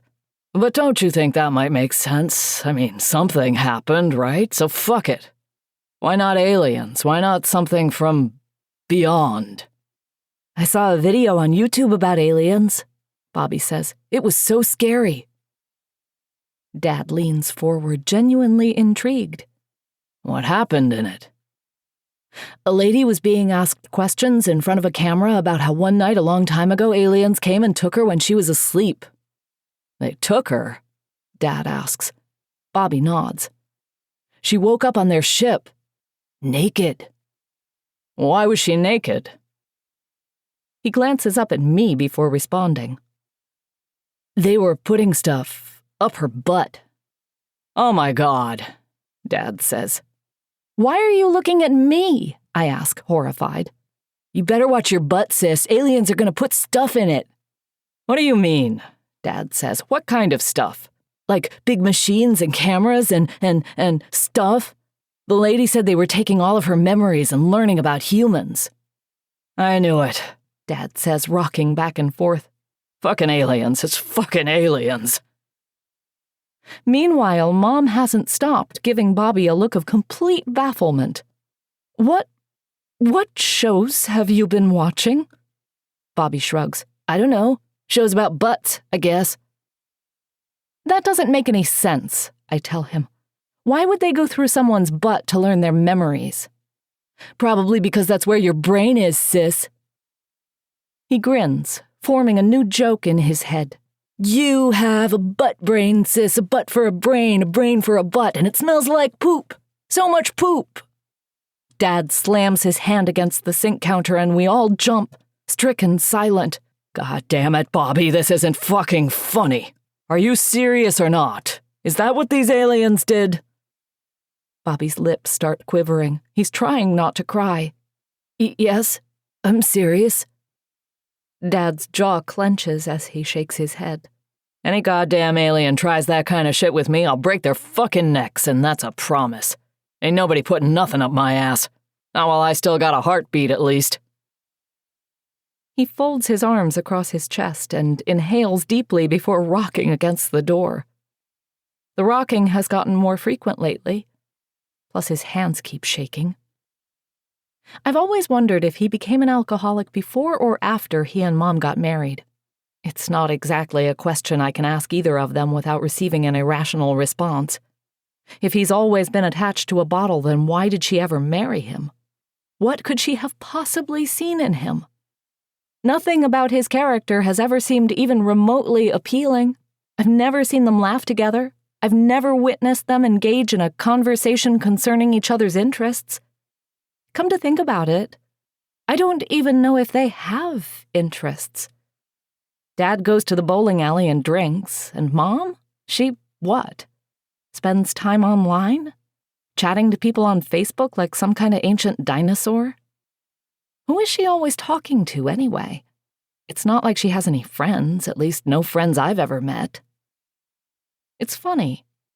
Sitting in the tub now, watching him blubber and make a total fool of himself in the bathroom. It's this same kind of drunken recklessness that ended up driving Amy and I together in the first place.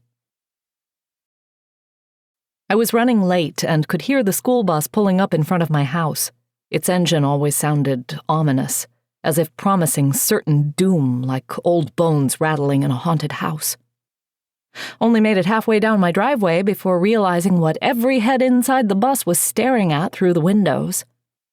At first I thought he was dead, sprawled out in the middle of our front yard, face down in the grass. Instead of fear or dread, I felt something more peculiar. Hope. Yet, when I approached Dad's unconscious body and discovered he was still breathing, my emotions evolved into a bitter disappointment. Everybody feels bad for the girl who discovers her father dead in the front yard, but the girl who discovers her father passed out drunk in the front yard? Forget about it. Nobody's ever going to speak to her again. I kicked him in the ribs. He groaned and rolled over, still out of it. Everybody was watching us. I could feel their eyes like lasers digging into my back. Fuck it, I thought. and stormed the opposite direction. The bus driver waited maybe 10 seconds before closing their doors and pulling away. I refused to give any of them the satisfaction of looking back and revealing the tears streaming down my face. I would be the talk of the school for at least the entire day over this incident. Did you hear about Melly? Her dad's a drunk waste of space passed out on their front yard. We saw her find him this morning, and instead of helping, she started stomping on his body before running down the street. Yup, she's a total psycho. And they wouldn't be wrong. I was a total psycho. What kind of daughter kicks her own unconscious father in the ribs? I should have stepped on his face instead. Fast, frantic footsteps replaced the sound of the bus engine. "Wait!" someone shouted behind me. "Wait up!" This time I did turn around, hands tightened into fists, prepared to fight any motherfucker giving me shit. Except it was Amy. We'd been casual friends by then, sitting together at lunch, giggling in class over inside jokes. But we still hadn't talked much about our personal lives. I hadn't confessed the deep shame I felt being my father's daughter. Realizing she'd witnessed my incident nearly made me crumble to ash. "What are you doing?" I asked, trying not to cry and failing. She grabbed my hand, and it felt so good. I never wanted her to let go. "Come on, we're taking a personal day." "What are you talking about?" I'd asked. Truthfully, I still planned on attending school. I was just going to walk, take a shortcut, be a little late, but nothing too controversial. I'd never ditched a day in my life, and the thought of doing so secretly petrified me. And now, this very beautiful girl was dragging me away, saying we didn't need school, saying to hell with them all. Did I think of her as beautiful yet? Of course I did. But would I have admitted it? I don't know. "Where are we going?" I asked her, and she shrugged, told me she had no idea did it matter, and after a moment of consideration, I found it didn't matter. I would have gone anywhere with her. That was the day we both experienced our first kiss. That was the day we fell in love. All thanks to Dad's alcoholism. It's weird to think about, but if he'd been sober, I'm not sure any of this would have ever happened. Would we still have fallen for each other without the first bonding over Dad's front yard incident? And if we hadn't fallen for each other, would I have still agreed to help with the ritual? But it doesn't matter, because that's what happened. And now we're stuck here suffering the consequences. It's Dad's fault. It's my fault. It's everybody's fault. We dig our own graves and then we jump headfirst. Bobby sprawled out on his back between Mom's legs, head resting on her thigh as she pets his hair. Dad sits on the toilet, elbows digging into his own thighs, face buried in his palms. It's impossible to ascertain whether he's asleep or simply resting. I remain in the bathtub, wishing for the coldness of the porcelain to return. Sweat pours down all four of us and refuses to cease its flow. "Tell me again," Bobby says. "Tell you what, baby?"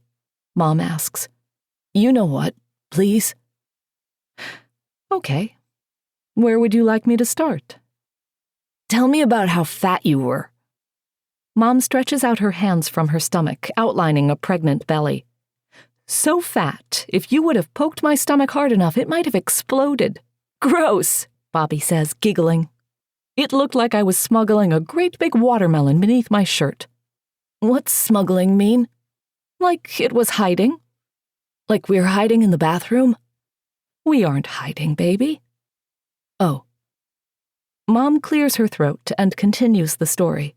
But instead of a real watermelon, all I had under there was you, and you were begging to come out. Was I saying, "Oh, pretty please, Mommy, please let me out"? I giggle from the bathtub. Mom smiles. Yes, exactly like that, and I said, "Patience, baby, I need you to have patience." "Because you weren't at the hospital yet. You were at Walmart." "That's right. You and Sissy, but Sissy was my age. A few years younger, but yes, Sissy was with us.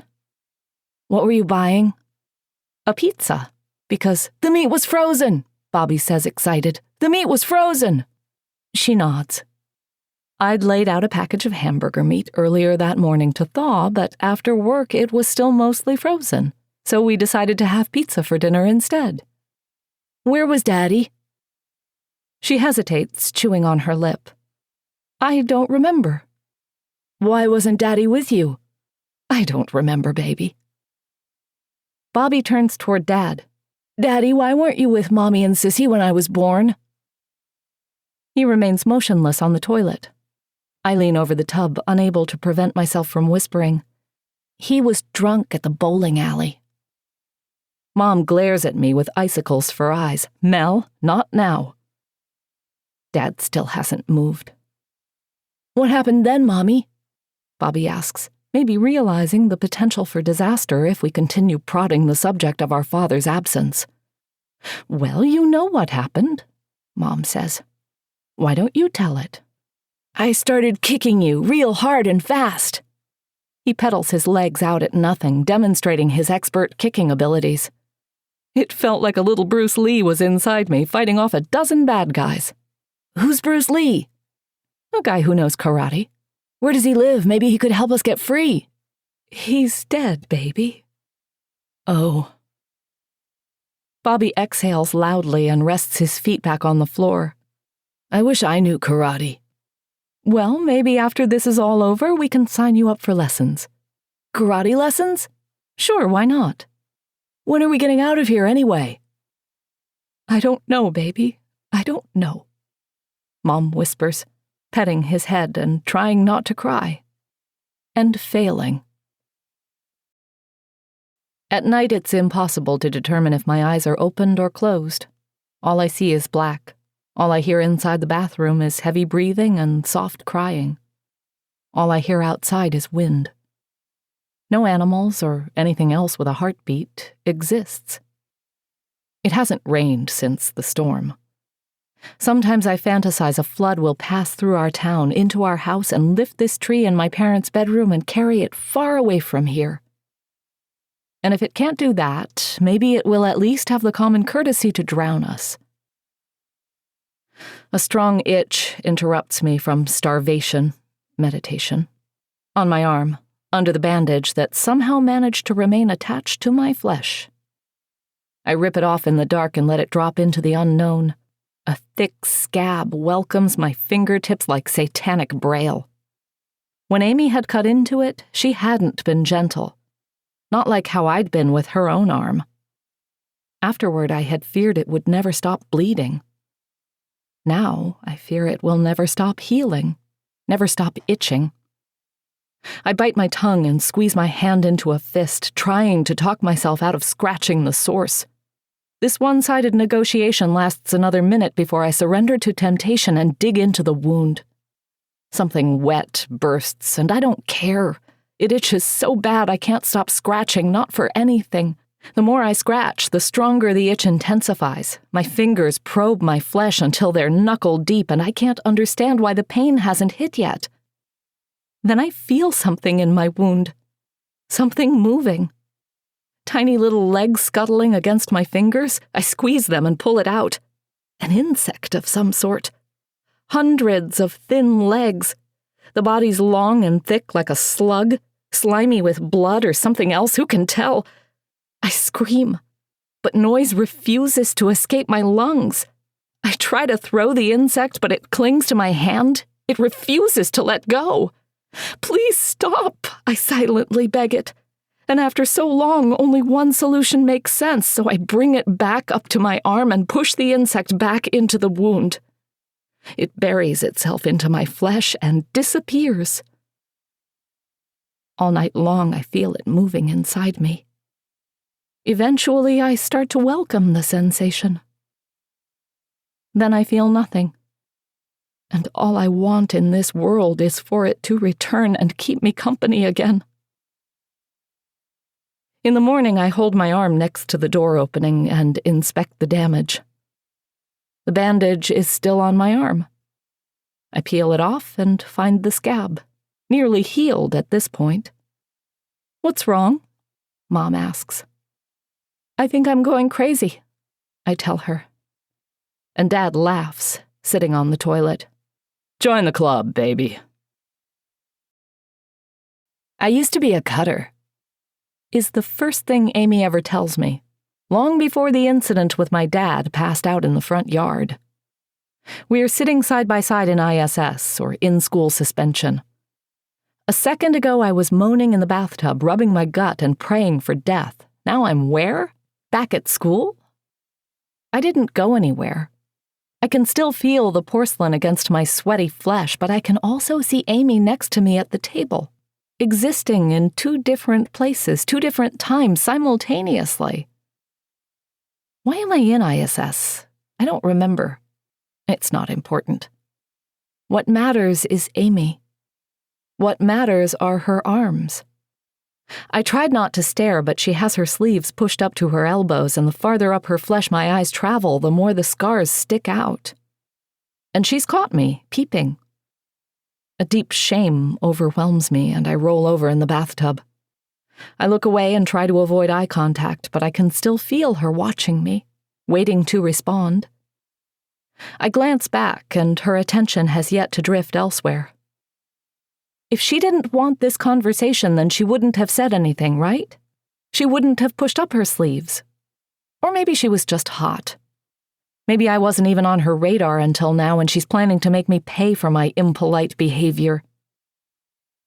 Somewhere in another place, another time, Bobby's complaining that he's hungry, so hungry. And Mom's saying she knows everybody's hungry, but there's nothing she can do about it right now, so he's going to have to be a big boy and wait a little longer. And I'm maintaining eye contact with Amy as I ask her, "Why?" And she smiles when she says, "Because I used to be dead." I don't know if she's joking or genuine. I don't know if I realize yet that I'm in love. I don't know if we're ever getting out of this bathroom. I don't know where I am. I don't know where Amy is. Are we still meeting for the first time, or has the tree separated us yet? Has the lightning cracked the sky? I don't know what's happening to me. I don't know why I can't stop crying. Mom gives me the thermos and tells me to drink, that we have to stay hydrated, that we have to fight. "I'm so tired," I whisper. And I don't know if I'm telling this to Amy or my mother or both, or no one. Bobby can't stop laughing. Like laughing so hard he can barely breathe. Snot shakes from his nose and spills into his mouth, and still he laughs. "What's so funny, baby?" Mom asks, concerned. We're all concerned. "Why are you laughing like that?" "I don't know, Bobby manages to shout through laughter. I don't know, I don't know. "Well, stop, you're going to hurt yourself." "I can't help it," he shouts, almost crying now, and doubles over.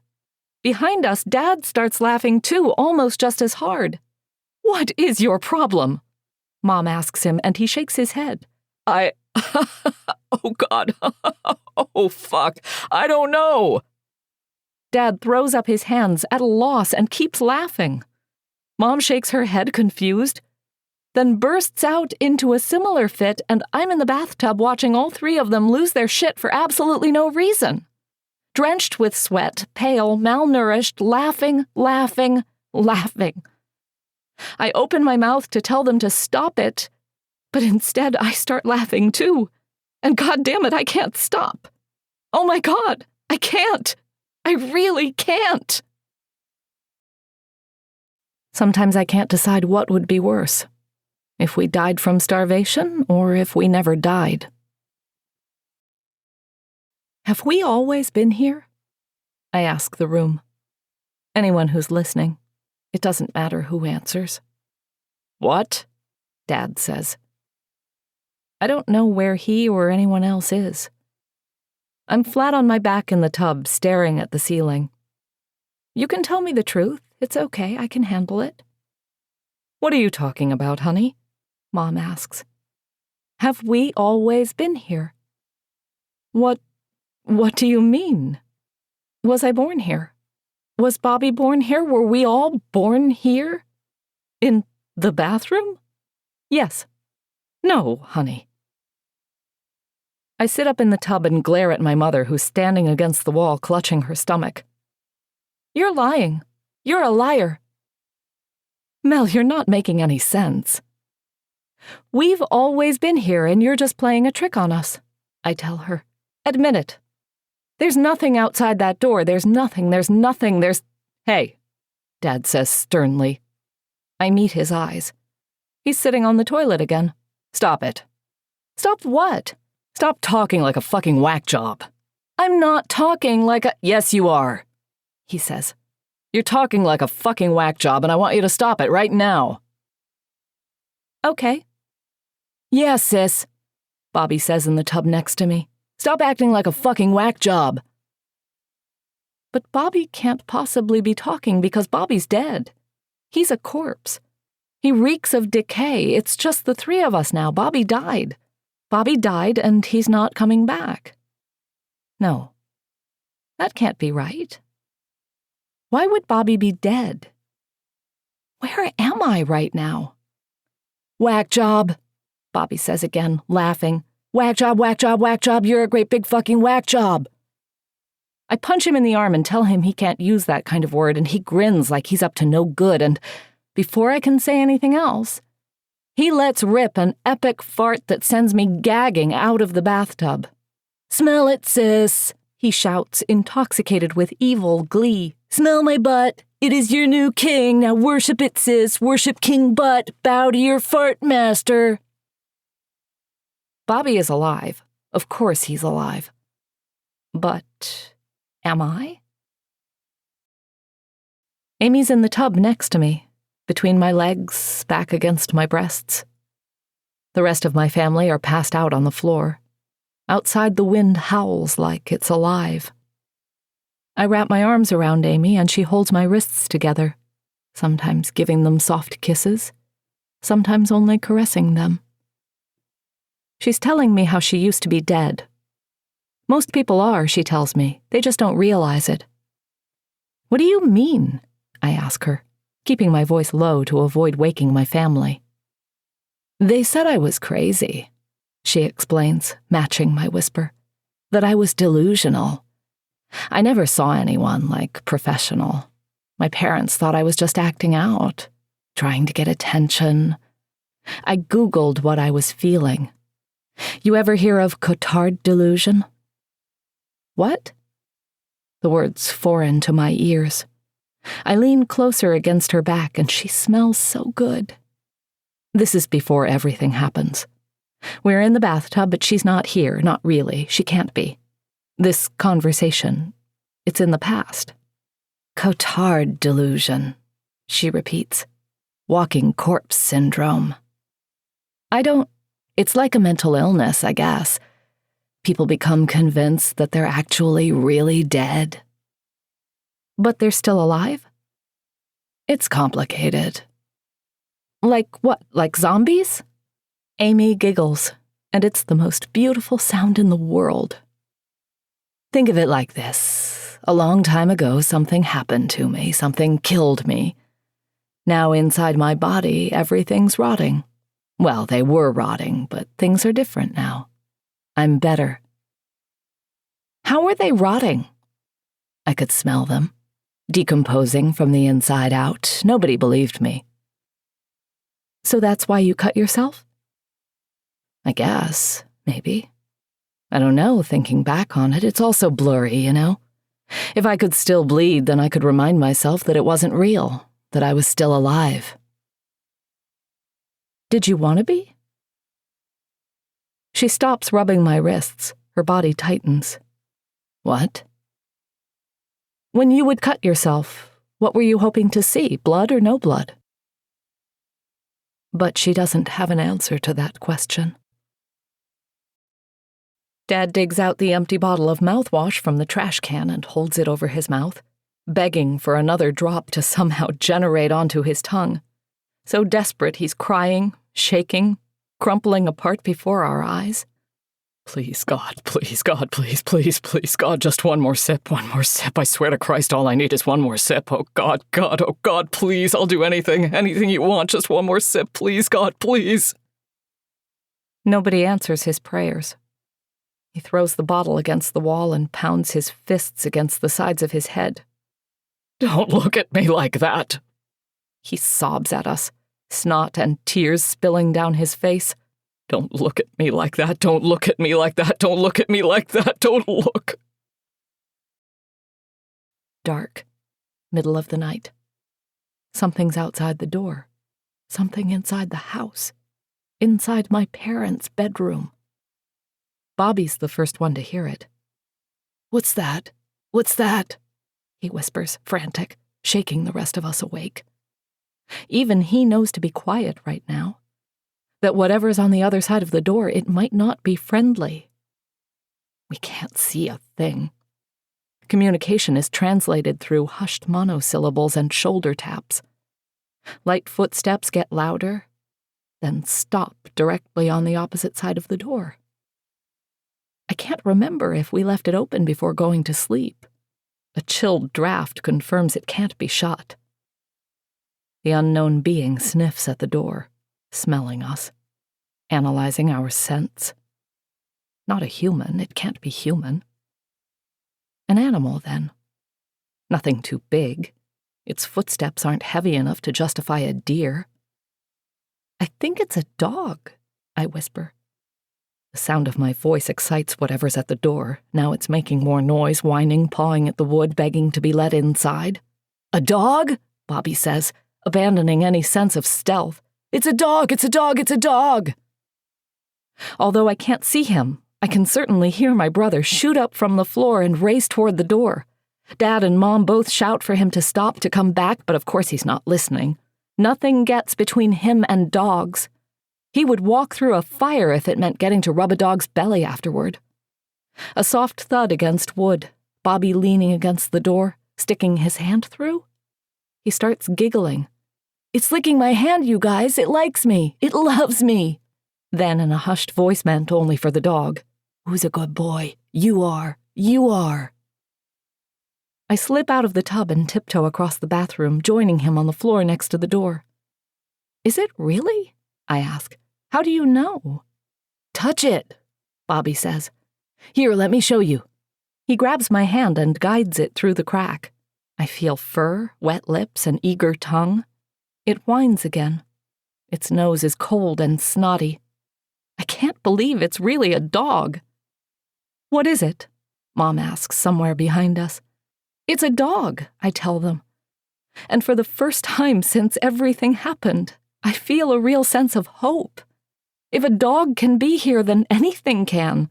A dog means we aren't alone. A dog means we haven't been completely abandoned. A dog means we're going to be okay. How did it get here? Mom asks, voice closer now. Well, if the tree cut through the roof, then it definitely collapsed a wall or two, Dad says. I'm surprised we haven't encountered more wildlife by now, to be honest. Do you think it's Spot? Bobby asks. No one says anything. Despite the darkness, I can feel all three of us looking at each other, unsure how to respond. I think it's Spot, he says again, more confident now. Weirdly enough, the dog seems to react to the name. It gets more excited, starts licking our hands with an added sense of hunger. Little sharp teeth lightly scrape against me, but not hard enough to puncture skin. Thick layers of slobber web between my fingers, and it's so gross, but I can't pull away because what if I never get another chance to pet a dog? The thought is too depressing to entertain.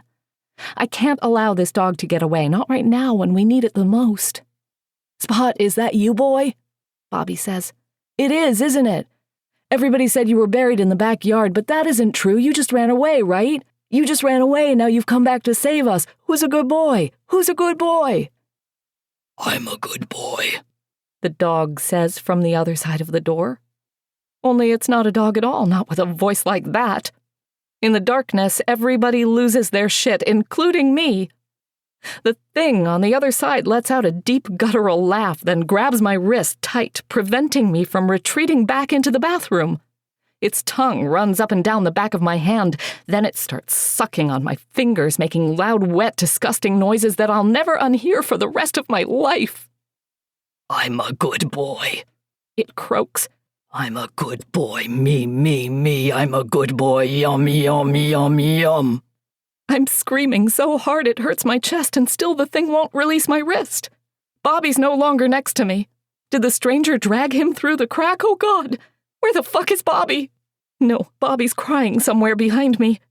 Hands wrap around my shoulders. My dad. He's dragging me away from the door, shouting, "Let my daughter go, you motherfucker! I'll fucking kill you, goddammit!" And the threats are only making the thing on the other side laugh louder, laughing with my fingers in its mouth, sucking hard. Its teeth press down tougher against my skin, and I realize it's going to bite my goddamn fingers off. Bite them off and swallow them up. Yum, yum, yum, yum. No! I scream, and instead of pulling back, I push forward, fishing around its mouth like a haunted house gimmick. Then I have its tongue in my grasp, and I squeeze and pull, and it's like I'm wrangling a violent, mutated worm, and I don't let go until something snaps, and I collapse back against my dad, and the thing on the other side of the door lets out an inhuman squeal. We hear its footsteps, much louder now as it flees from my parents' bedroom, scrambling up the tree and back into the night. I can't stop crying as my dad holds me tight and promises he'll protect me, that nothing bad will happen to me with him here, and for a second, I actually believe him. Then I remember I'm still holding the thing's tongue in my hand, and I freak out all over again. We don't open the door again until the sun rises. None of us have slept a second since the dog incident. Dad peeks through the door opening, searching for the intruder, but whatever confronted us last night is long gone now. At least, we assume.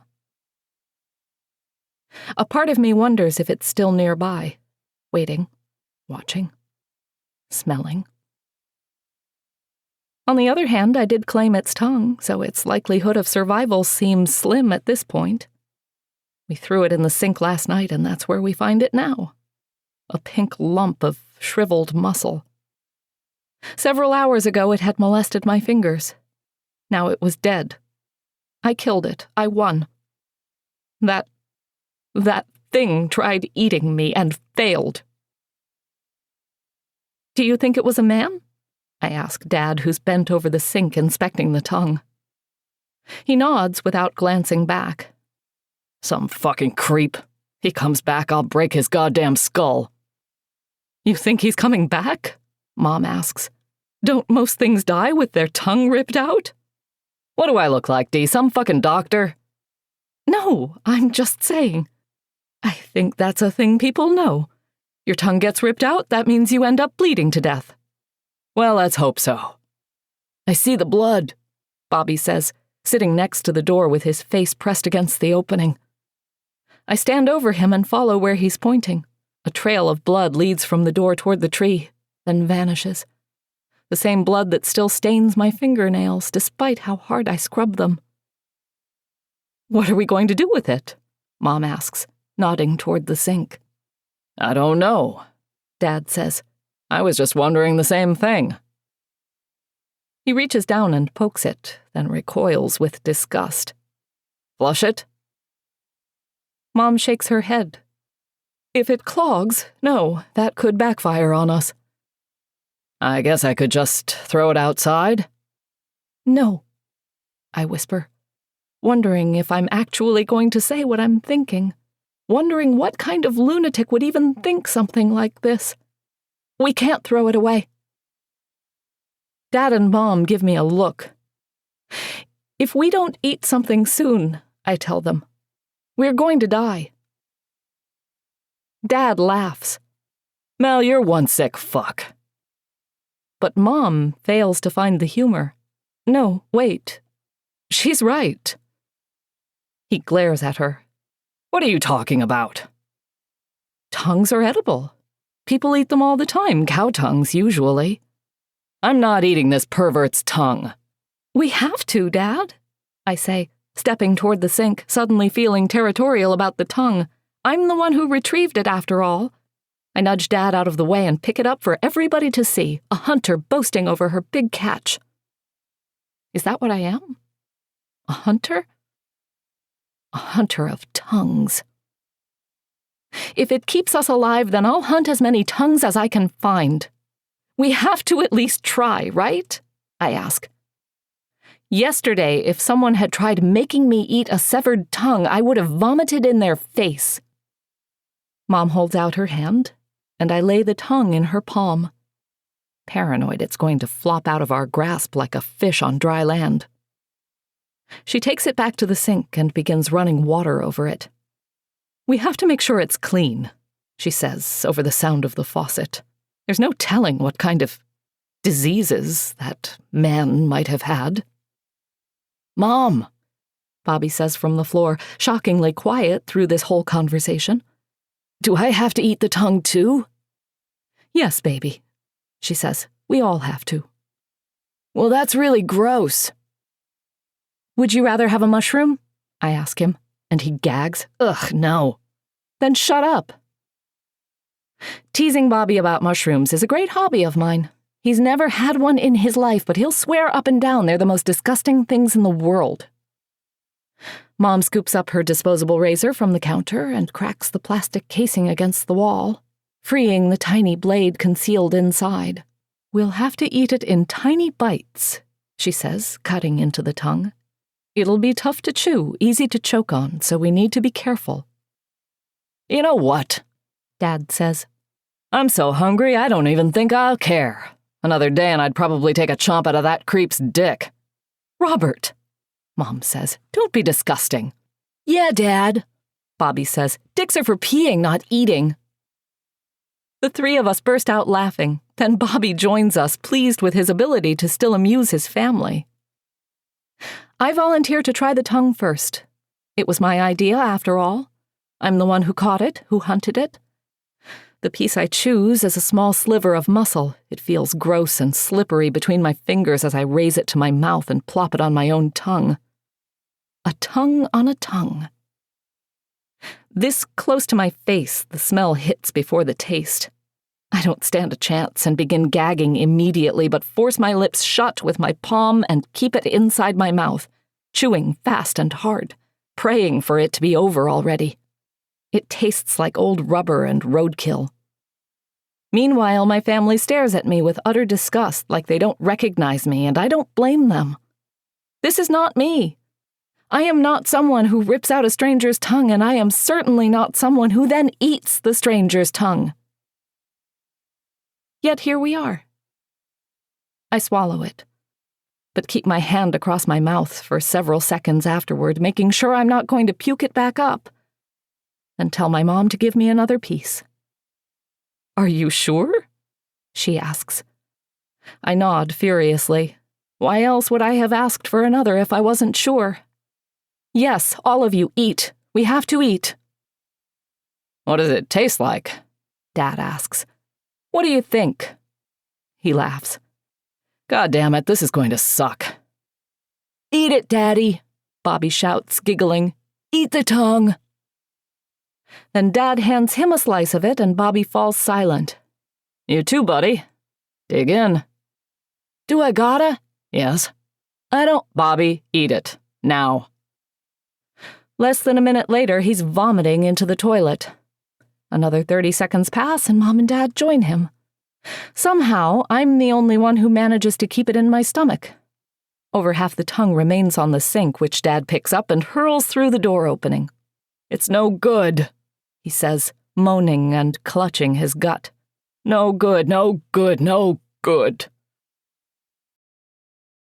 A day passes. Maybe several days pass. We blink a lot. We cry. We piss and shit while avoiding eye contact. I think we sleep. My eyes burn. Every muscle aches.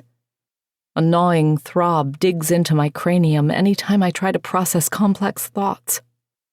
I'm so hungry I can't stand it. I would kill for another tongue. I would eat tongues every day if I could. Tongues. This whole thing started with a tongue, didn't it? Not just one, either. Of course not.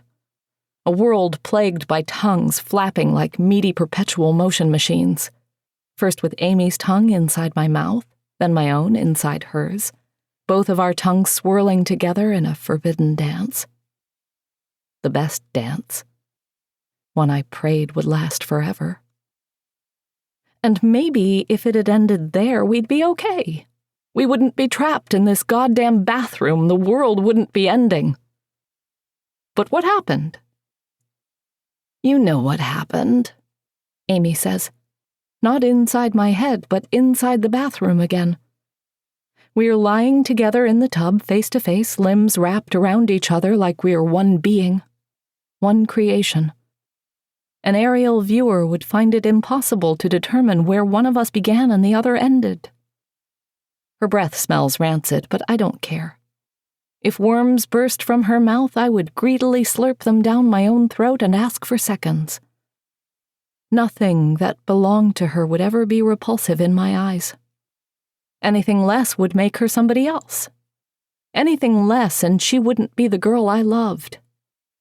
The girl I love. You know exactly what happened, she says again, voice low enough not to draw attention from the rest of my family. They're all asleep anyway, snores rasping out of them like death rattles. Soon the noises will be the real deal, and Amy and I will be able to speak as loud as we want. Soon nothing will matter. Joe, I whisper. Uttering the name aloud is enough to make me gag. Joe, Joe, Joe, you little shit. None of this would have happened if you hadn't ruined everything. He caught us at school. Amy nods. My hand was down your pants and that fucking automatic flusher kept going off. We share a little giggle. What was he even doing in the girls' bathroom? Following me.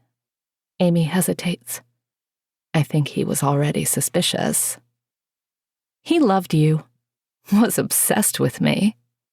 Used to follow you in the halls, try sitting next to you in class. It was creepy.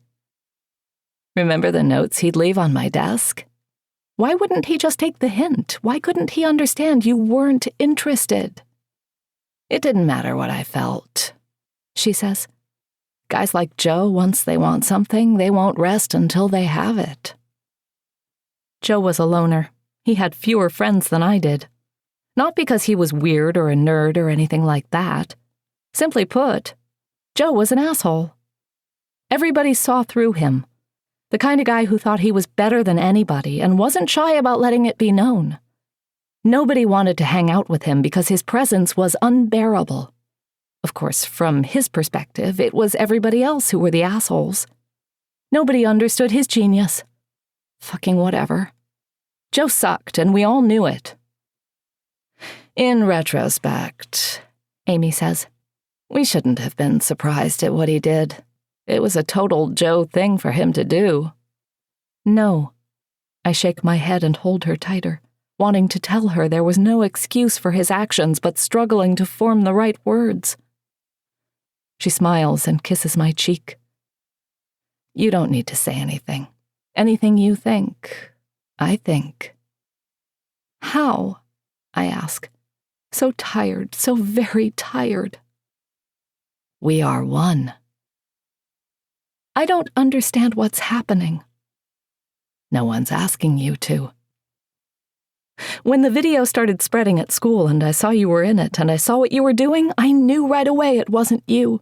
I knew he had done something to make it look like you. I ran through the school wanting to kill him. Would you have, if you'd caught him? Amy asks. Kind of a dumb question now, don't you think? How did you know it wasn't me? What? You said you knew right away. How? Easy, I tell her. The girl in the video, she was naked. Yes. She didn't have any scars. Oh. I'd never heard of deepfakes until Amy explained them to me after everything calmed down. Basically, you take dozens or hundreds of photos of someone's head, upload them into an algorithm for like 24 straight hours. Then you're able to replace the head of a person in a pre-existing video with the head you uploaded. Internet dickheads do it a lot to troll people they hate, make it look like their enemies are having sex on camera. Revenge porn is big with these nerds, she told me after school that day. I'd come running to her house in tears and she'd met me at the front door, took me around back to the tire swing behind their garage. That's what this is? I asked her. Revenge porn? And she nodded.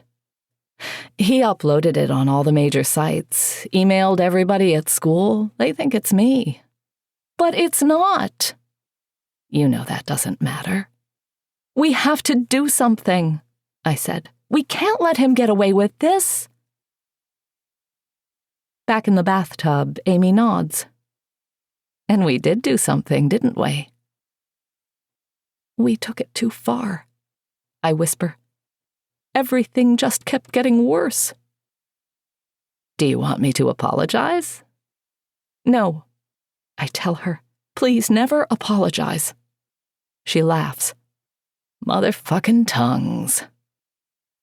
And I return the laugh with one of my own. Motherfucking tongues. I guess, in retrospect, substituting had been a bad idea. It isn't like we were left with much choice. The spell called for a beef tongue, and we'd tried to obtain one. What we hadn't expected was how expensive they'd end up being.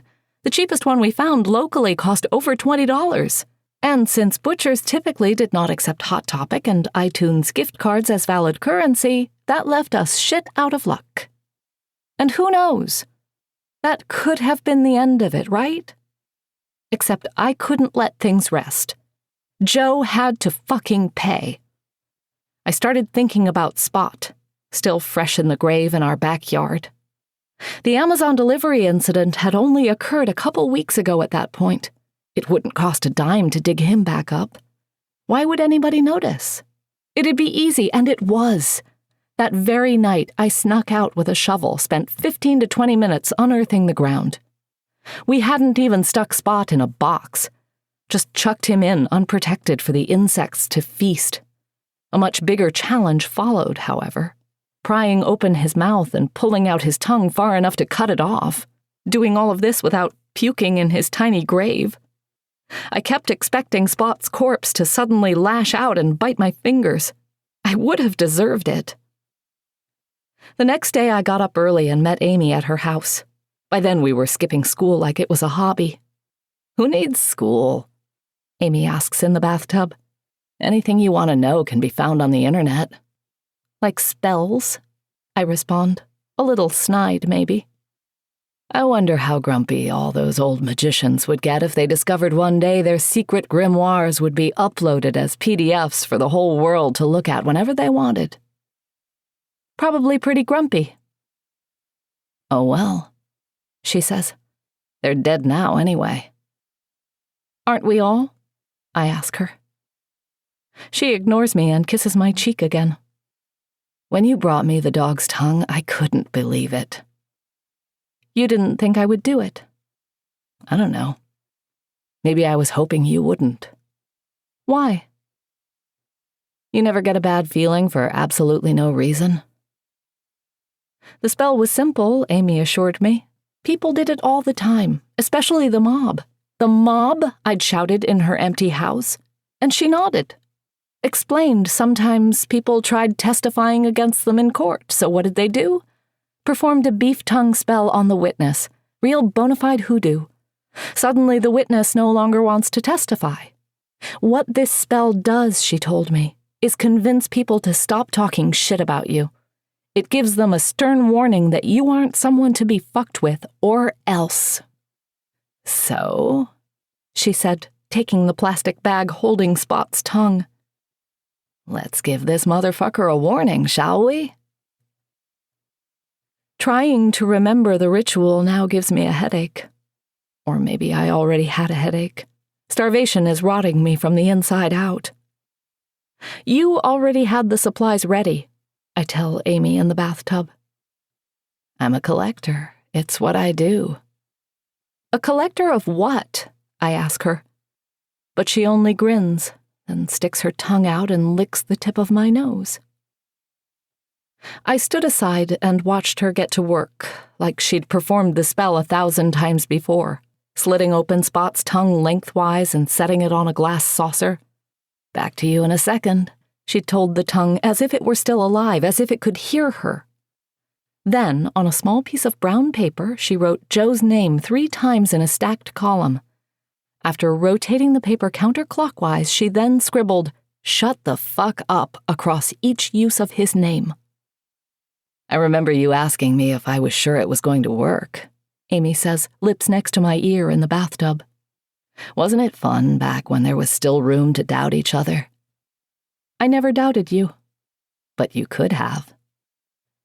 The stuff you dabbed on the paper, the one you wrote Joe's name on, what was it? Shut the fuck up oil, Amy says. Ha ha. I'm serious. You made it? From a recipe I found online. Slippery tongue, deer's tongue, nettle, sassafras, and bloodroot, I think. Where the hell did you even get all that? I told you, I'm a collector. I didn't know you were so good with needles either. The way you sewed the paper into Spot's tongue, it was all very neat and professional. Aw, thank you, baby. Sewn it, yes, but also tied the remaining black thread around the tongue like one would restrain a prisoner. Then she carved Joe's name into a black candle, along with "Shut your fucking mouth," and dug it into the tongue, using its rotted meat as a makeshift base. She dumped the rest of the "shut the fuck up" oil on the tongue. After she lit the wick, she had me sit across from her, and together we prayed over the flame, reciting words that made sense in the moment, but no longer sound intelligible here in my parents' bathroom. The wax melted down the candle, sizzling against the tongue, and conjuring a grotesque scent of decay. Once the candle was finally spent, she dropped the congealed tongue into a glass jar of vinegar. This way, she explained, anything Joe tried saying about her would be turned against him. This is how we really make him suffer. The next day at school, our homeroom teacher informed the classroom Joe had passed away in his sleep. She didn't specify how, but I already knew the truth.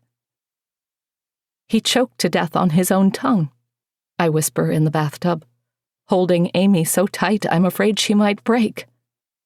He got exactly what he deserved, she tells me. Is that what we're getting now? I ask her. Exactly what we deserve? Her response arrives with zero hesitation. Yes.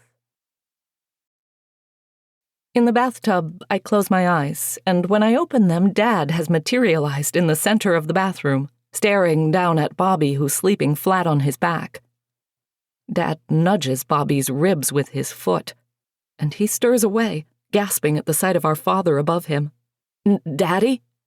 Get up. Why? When I tell you to do something, do you do it or do you question me? I do it. Then do it. Bobby slowly stands, eyeing Mom across the bathroom, who's just woken up from all the commotion. What are you looking at her for? Dad says, tapping him hard on the back of the head. I'm the one talking to you, right? Look at me. Bobby looks at him, tears in his eyes. What's going on, Robert? Mom says. I don't utter a word, praying they forget I exist for the time being. It seems to work. Bobby and I are going to try something. Try what? Calm the fuck down. He sneers back down at Bobby and says, come on. Then leads him to the semi-open bathroom door. He waves at the gap with one of his injured hands. You see that? See what? Bobby asks. The goddamn opening, do you see it? Yes. I need you to go through it. Bobby glances up at him, incredulous. What? If anyone's gonna fit through it, it's gonna be you. Come on now. I can't. You haven't even tried. Can't you at least try? What's it gonna hurt to just try? Bobby attempts to look around Dad to our mother, But he reaches out with a discolored hand and guides Bobby's jaw so they're maintaining eye contact. Why do you keep looking at her, huh? I don't know. I'm your daddy, right? Bobby doesn't say anything. Dad clenches his jaw. Right? Yes. And don't you trust your daddy? I guess. You guess? I don't know. You don't know if you trust me? Yes, I trust you. And you want to make me and your mommy happy, right? Yes. Then you need to help us get out of here. He gestures to the opening again. You need to squeeze through. His voice lowers into a whisper. Please. Mom leans forward. Robert! Dad grits his teeth and says, shut up. Then back to Bobby. Come on now, boy, you can do it. I believe in you. Do it. Bobby hesitates several more seconds, and I'm debating trying to put an end to this. But a part of me is also curious to see if he can actually squeeze through the door. My brother isn't the tiniest little boy on the planet, but he sure isn't the biggest either. Him making it to the other side may sound unlikely, but it's far from impossible. He steps forward, closing in on the crack between door and doorframe, and stretches his arm through it. Then his leg. His foot and calf manage to make it through, but his thigh gets lodged between the wood. He pauses and glances back at our father. I'm too big. You aren't even trying. But you can fit. I know you can fit. You have to fit, okay? So just quit being a baby and just fucking do it. Okay? Okay? Okay. I don't understand why Mom hasn't put an end to this. She's sitting on the floor watching them, and I'm doing the same. Then I realize she hasn't done anything because she's also waiting to see if it works, hoping he can fit through and get help. It doesn't matter if Dad's being an asshole about it. Someone needs to escape. It only makes sense to start with the smallest in the family. Bobby presses his head against the opening and attempts to squeeze through. Little success is reached. He groans and continues pushing. Nothing happens. He gives up and starts retreating when Dad grabs the back of his head and pushes it harder into the opening, cramming my brother's skull through like expired meat into a garbage disposal. Only a small diameter of his forehead makes it through. Bobby's limbs start writhing and flailing as he screams, helpless. Come on, goddammit, squeeze! You can do it, fucking squeeze! Bobby's screaming louder now, trying his best to fit through the opening, but there's no way in hell any child, no matter the size, is going to fit. It's simply not wide enough. Mom snaps out of her daze and springs to her feet. She leaps on Dad's back and wrestles him away from the door, long enough for Bobby to flee to the bathtub where I've been hiding this whole time, equally petrified. I wrap my arms around my brother and hug him close to my body. Dad flings Mom off and she goes sprawling across the floor, and everybody's crying now except for Dad. He towers above us, breathing heavy, studying our tears. A mixture of emotion drains from his face, from total rage to shock to confusion to slow understanding to, finally, depression. He backs against the door, then lowers himself to the floor, defeated. Several hours of silence later, he whispers, I'm sorry. All four of us gather in a circle on the floor to play a game of Mexican train dominoes. We used to play this all the time when I was younger. We used to do a lot of things as a family, like eat at the kitchen table, watch shows, go on walks around the neighborhood.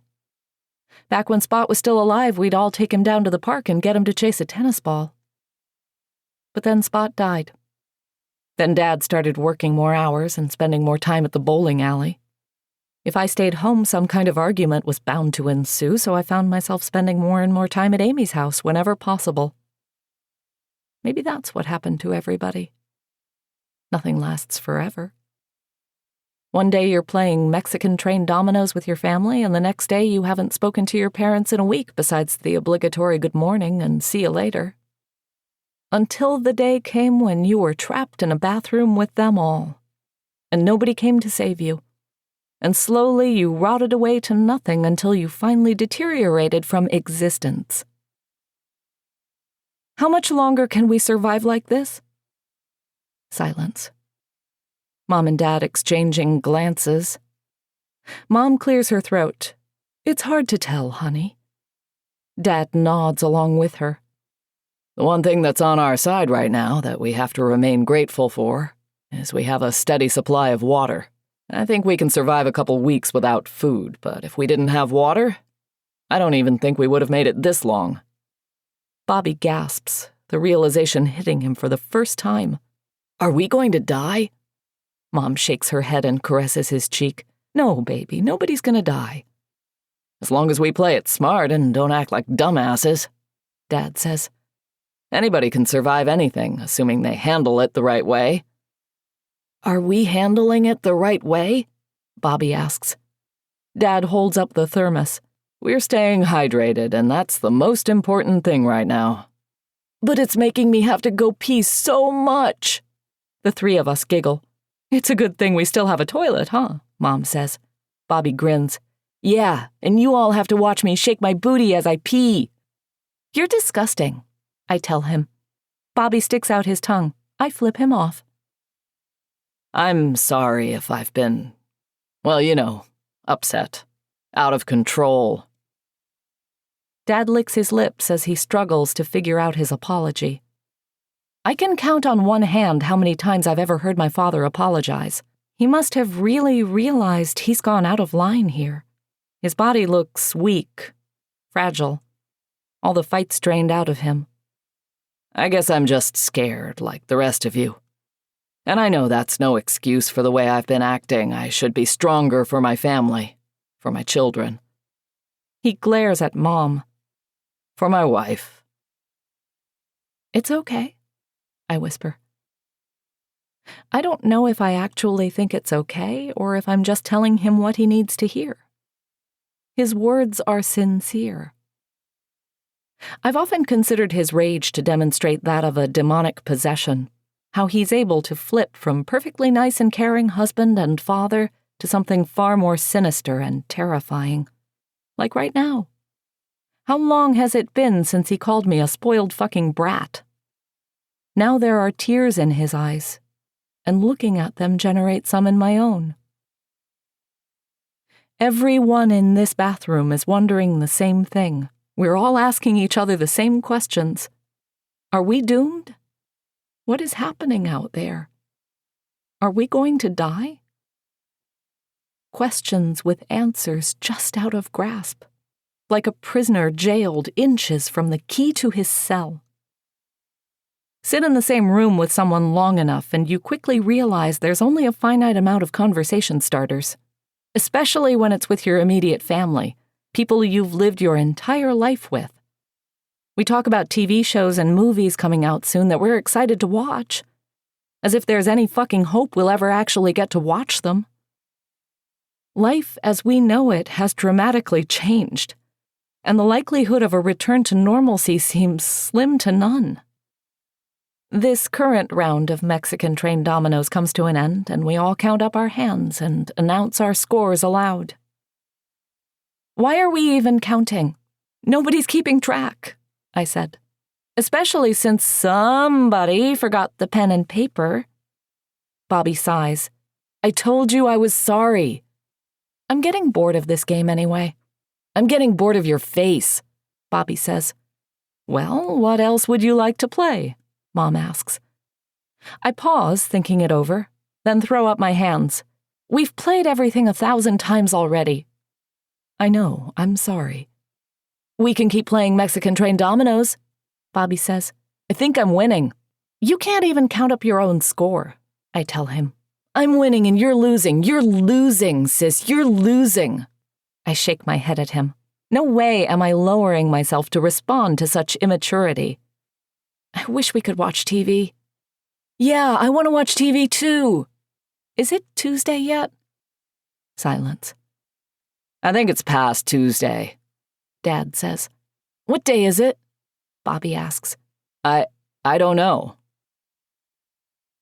I lean back against the bathtub, exhausted but tired of sleeping. The last episode of The Nightly Disease was supposed to come on Tuesday. I'm sure it'll still be on Hulu when this is over, Mom says. What if it's never over? I ask, which is the question we're all wondering, but I'm the only one with enough courage to actually say it. We can't talk like that, Mom whispers. Why not? We just can't. We might never watch TV again. Shut up, stop lying, Bobby shouts, then to Mom, is she lying? Dad rubs his temple and says, everybody needs to lower their voices right now. My body tenses, and I'm positive Mom and Bobby's does the same. We stay quiet for all of 30 seconds before the urge to speak overwhelms me. I can't believe the hotel show is really over, I say. We've been watching that for so long, since Bobby was just a little baby. I was never a baby. Shut up, Bobby. You're the one who has always been the baby. Ignoring him, I ask the room how they all think it ended. What? Mom says. The hotel show. What do you think happened in the last episode? We'll find out soon, she says, sounding like she's a million miles away. I know, I heard you, I say, frustrated. But if you had to guess. Oh, I don't know. What do you think? I smile because obviously I've been waiting patiently for someone to be the one to ask me this question all along. Kia better come back to the hotel. Her and Isaac are meant to be together, right? Maybe they'll get married and run away and never have to work again. Bobby grimaces. That's disgusting, sis. No, it isn't. It's romantic. Your big fat butt is romantic. Shut up, Bobby, like you know how the show's gonna end. I do too. You don't even pay attention when we watch it. Yes, I do. He turns to our mother. Mom, tell Sissy I pay attention. Then how did it end, Smarty Pants? I ask. Bobby bites his lip, concentrating. I think maybe they all farted so much that they died. I hate you so much. Bobby rolls on the floor, laughing himself silly. I ignore his outburst and ask Mom what she thinks. She snaps out of some daze and goes, Huh? The hotel show. Oh, yes. She pauses, nearly nodding off, then jolts awake a little. Maybe, I don't know. Maybe he'll finally quit and find a new job, something that makes him truly happy. Dad lets out an abrupt laugh, and everybody looks at him startled. A little on the nose there, don't you think? He says to Mom. I don't know what you're talking about. Dad licks his lips, grinning. Okay, sure. He glances at me. You want to know how this show is going to end? I'll tell you. This guy, Isaac, he's never going to escape the hotel. He'll be stuck there the rest of his miserable life. Nobody will ever come to help him. He will die in that hotel. And that bulimic bitch, what's her name? Kia? He nods. Yeah, Kia. Maybe she'll come back, like you said, but only to manipulate Isaac into giving her money or breakfast or a place to stay. But she never loved him. And she never will. Fat fucking chance. What's really going on, I bet you anything, is that she already has someone else she's been seeing, some little fucking asshole who's benefiting from all of Isaac's generosity. And in the last episode, Isaac finds out that Kia's been using him all this time. Maybe he's a coward and does nothing, or maybe he actually grows some balls, slaughters both her and this other guy in the lobby, teaches them both a lesson. That's how the show ends. That's how it was always going to end. A long silence follows as Dad catches his breath. We're still sitting in a circle surrounding lines of dominoes, but nobody's really into the game anymore. We're all staring at Dad, horrified. Meanwhile, he's smiling like he just told the funniest goddamn joke in the world. Before any of us can respond, we're interrupted by a loud, frantic voice from outside. Outside. Hello? Hello? Please, God, somebody fucking help me, please. All four of us look at the door, then at each other, then the door again. The whole time, this guy doesn't stop screaming for help. We allow another second to pass, then scramble off the floor and rush toward the door. Dad forces his face against the crack, trying to locate the source of the voice. "Who's there?" Dad shouts into the opening. "We're over here. Hey, we're over here. We're over here, goddammit." "Do you see someone?" Mom asks. "Who is it?" "I can't see shit," he whispers, then starts shouting again. "Hey, can you hear me? We're over here." "Where are you?" the stranger shouts back. "I don't see you. Follow my voice. I need help. Help!" "We can't," Dad responds. "We're stuck. You follow my voice." Now we're all shouting at the man, screaming for him to follow our voice, for him to rescue us until... "I need help, goddammit!" screams the stranger. "I need..." His voice starts stammering, then lowers in volume. No, it's not what... Oh God, not now, please. Don't. What the fuck are you... Loud machine gun fire interrupts all other noise. We jump back from the door, bodies trembling. Suddenly, it's very difficult to continue standing. My legs are shaking so bad. The stranger's screams cease. Hesitating, Dad steps forward again and peeks through the crack. Do you see anything?" Mom asks, several feet away from the door. Dad backs away, shaking his head. "No, I don't see anything, but I think we should close this for a while." Nobody argues. He reaches forward and slowly shuts the door, showering us in darkness save for the faint light beneath the wood. What happened?" Bobby asks, choking on his own tears. "Shh," Dad says. "Be quiet." "No talking right now, okay, baby?" Mom says. "Shut the fuck up, all of you." Dad pushes the door open, cautious, peeking through the crack, then backs away and leans against the sink. Light illuminates more of the bathroom. The rest of us sit in the tub together. Bobby has fallen asleep. Mom and I look like we haven't slept in weeks. Dad looks like he's never slept a day in his life. We're all pale and ready to die. My stomach's a raw void eager to swallow me whole, and I granted permission without hesitation. "Okay," Dad whispers. "I think it's safe to talk now, but let's still watch our volume, just in case." "Just in case of what?" I ask. "I don't know." "What did you see out there?" Mom says. "I couldn't see shit." "Did someone shoot that guy?" Dad goes wide-eyed and psychotic. "I'll fucking kill them all, I swear to fucking God." "Maybe he was shooting something," I say. "Something?" Dad says, curious. "I don't know." "Like that dog," Bobby says. "That dog that wasn't a dog. Your sister killed it. How do we know? I just know." "What was it, if it wasn't a dog?" "Bobby, do I look like I fucking know?"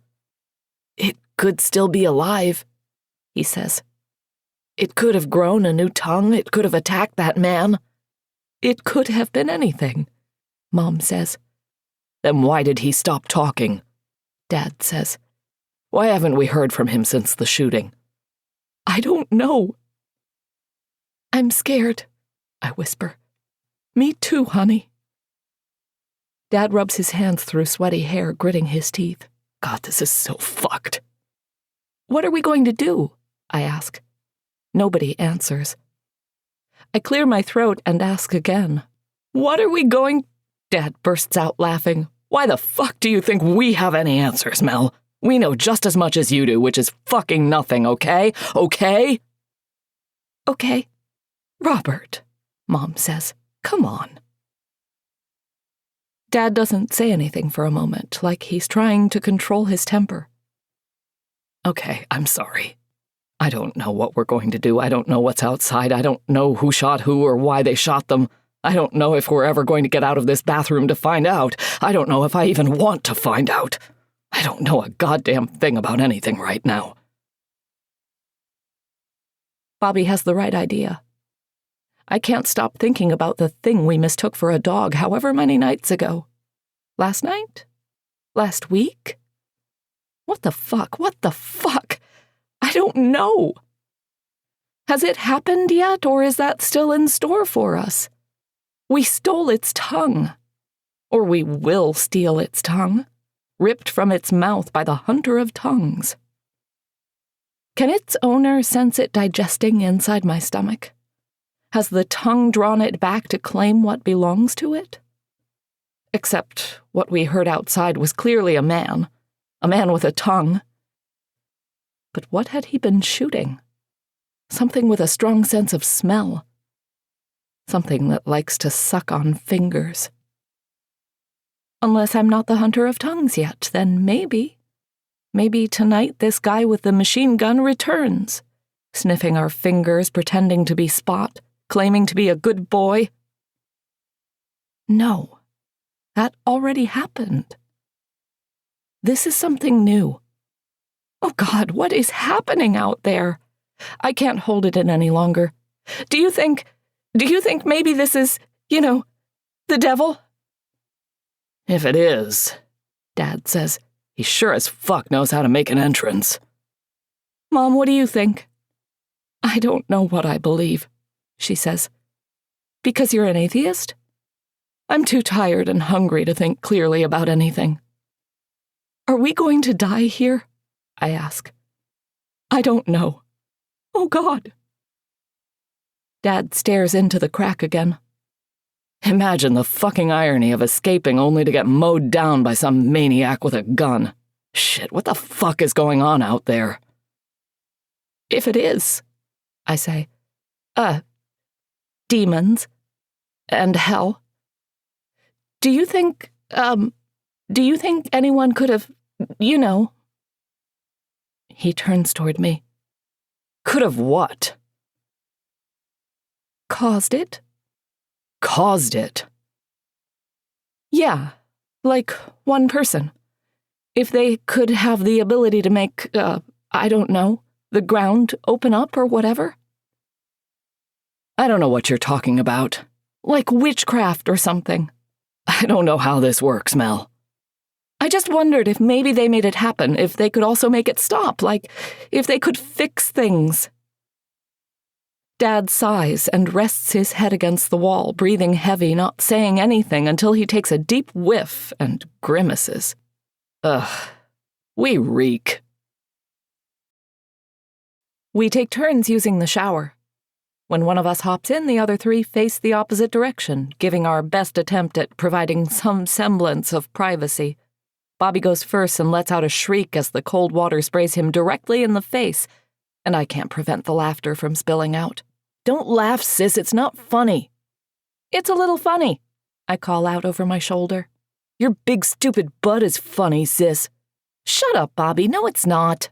Yes it is. He howls with laughter as the water pours down him. It's funny because it's full of farts. Oh my God, gross. Your butt is full of a million farts, sis, and they all smell like farts, like old, disgusting, smelly, rotten farts. We use the same towel to dry off, then change back into our dirty clothes and apply an abundant amount of deodorant. We spend an extraordinary amount of time brushing our teeth. Somehow we end up tricking ourselves that we feel reinvigorated. We should have done this a while ago, Mom says. Yeah, Bobby says, because Sissy's butt was starting to smell, right? Shut up, I tell him. We were all stinky, Mom says. Even you? Bobby asks. She nods, serious. Even me. He frowns and rubs his stomach. I'm so hungry. I know, baby. When are we going to eat? I don't know. I want an omelet. I want an omelet with ham and extra cheese. How much cheese? All of the cheese in the world. That's it? Yeah, only that much. But Sissy doesn't get any cheese, only I get the cheese, right? He taps my shoulder. You hear that, sis? You don't get any of the cheese, only I. But I'm no longer listening to him. Ahead, on the floor, slithering inside the bathroom through the cracked open door, a snake. Not just any normal gardening snake either, but a big, thick, fucking snake. Brown, with a dark diamond pattern spiraling down the back of its scales. I extend out my arm, pointing at it. What? Slowly the rest of them follow my gaze. It finishes entering the bathroom before any of us have time to process what we're experiencing. Bobby and I scream and backpedal against the wall, holding on to each other. Mom joins us seconds later. Dad, on the other hand, remains perfectly still next to the door, eyes bulging as he witnesses the rattlesnake approaches his feet. He looks at the snake, then at us, then the snake. What do I do? He whispers. Don't move, Mom says. Maybe it'll go away. The rattlesnake slithers over Dad's shoe, perfectly at peace with the universe. Get this fucking thing away from me, Dad says. It'll only bite you if it feels threatened, Mom tells him. Fuck that, come help me. Stop talking, calm down. Fuck you. You calm down, you're not the one with a fucking rattlesnake dry humping your leg. Bobby laughs through his tears. Be quiet, Mom says. But Daddy said humping, Bobby says, wiping snot from his face. God damn it. Dad says, this isn't fucking funny, it's gonna fucking bite me, I just know it, god damn it. Shit, fucking shit. Fuck. The rattlesnake slithers off his foot, and the moment it's no longer engaging in any physical contact, my father tries to edge away. His movement provokes the snake's rattler. Dad screams and leaps onto the sink just as the snake strikes out at his leg, barely missing him. Most of the supplies Mom had rested on the counter scatter to the floor, further startling the snake. Everybody's screaming now. Dad's completely on top of the sink, looking down at the rattlesnake and flipping it 2 middle fingers. Yeah, fuck you, snake. I'll fucking eat your family for breakfast, you motherfucker. The snake does not seem fazed by these insults. The rest of us pile into the tub, embracing each other, shaking, nobody taking our eyes off the snake that's now slithering to the center of the bathroom, on my dead grandma's repulsive blanket. Its rattler won't stop going off like a phone's weather alert screaming about impending doom. It stops between the tub and toilet and settles into a ball. Did it bite you? Mom asks Dad. I don't know, I don't think so. Standing on the toilet, he inspects his legs, then shrugs. I don't feel anything. It's a miracle he doesn't lose his balance hunched over like that. That was close, Mom says. Yeah, no shit. Where did it come from? I ask. Someone has to put it in a basket, Bobby says. What? That's where rattlesnakes go, in baskets. I saw a guy do it on YouTube. Dad lowers his jaw at a loss for words. Nobody's putting that fucking thing in a basket, you lunatic. What are we going to do then? Bobby asks. Maybe it'll just get bored and go back out the way it came, Mom says. But what if it doesn't? I guess we'll cross that road when we get to it. Dad suddenly starts laughing. One fucking thing after another, Jesus Christ. Can't we get one fucking break?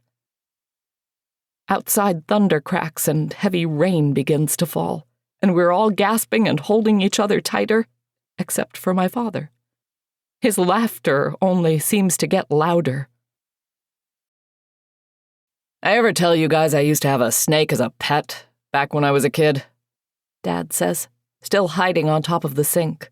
The snake hasn't left the middle of the bathroom. It's made itself at home here with us. No way is it going anywhere anytime soon. Bobby's the only one who acts like he's interested in what our father has to say. You did? Dad nods. Sure did. A python. Bobby points at the snake on the floor. Is that a python? I don't think it is. Then what is it, Daddy? Dad takes his time answering, inspecting the creature a little longer, as if he's suddenly some snake expert now, which of course he isn't. You know, Bobby, I'm not exactly sure. It's obviously a rattlesnake, I tell them. Why do you say that? Dad says. Because it has a rattler. Dad's quiet for a moment. That doesn't mean anything. Lots of snakes have rattlers, not just rattlesnakes. I want to call him a liar. I want to accuse him of not knowing what the hell he's talking about. I want to tell him he's so full of shit it's overflowing from his eyeballs. What's he gonna do? Get off the counter and try knocking some sense into me? Fat chance. Not with a snake between us. I open my mouth to let loose on him, but Mom pinches my arm and gives me a please don't look. So I fall quiet. Dad waits for a moment to make sure I'm done, then continues. You want to know what his name was, my snake? What? Bobby asks, eager to find out. Monty. What? Monty. Oh. Bobby frowns. Why? Because of, he was a python. Oh. Okay. What's the matter with you? You don't know Monty Python now? Robert, why would he know what Monty Python is? Mom asks. What's Monty Python? I ask, feeling dumb for having to ask the question. Dad sighs. Jesus Christ, you two. How are you even mine? Sometimes I wonder the same thing, I reply, not realizing what I actually said until the words leave my mouth. But instead of screaming, he only lets out a soft laugh.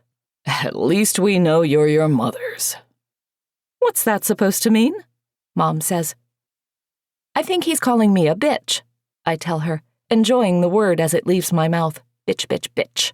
I can almost taste it. Dad grins, and he's never looked more like a villain. What happened to the snake?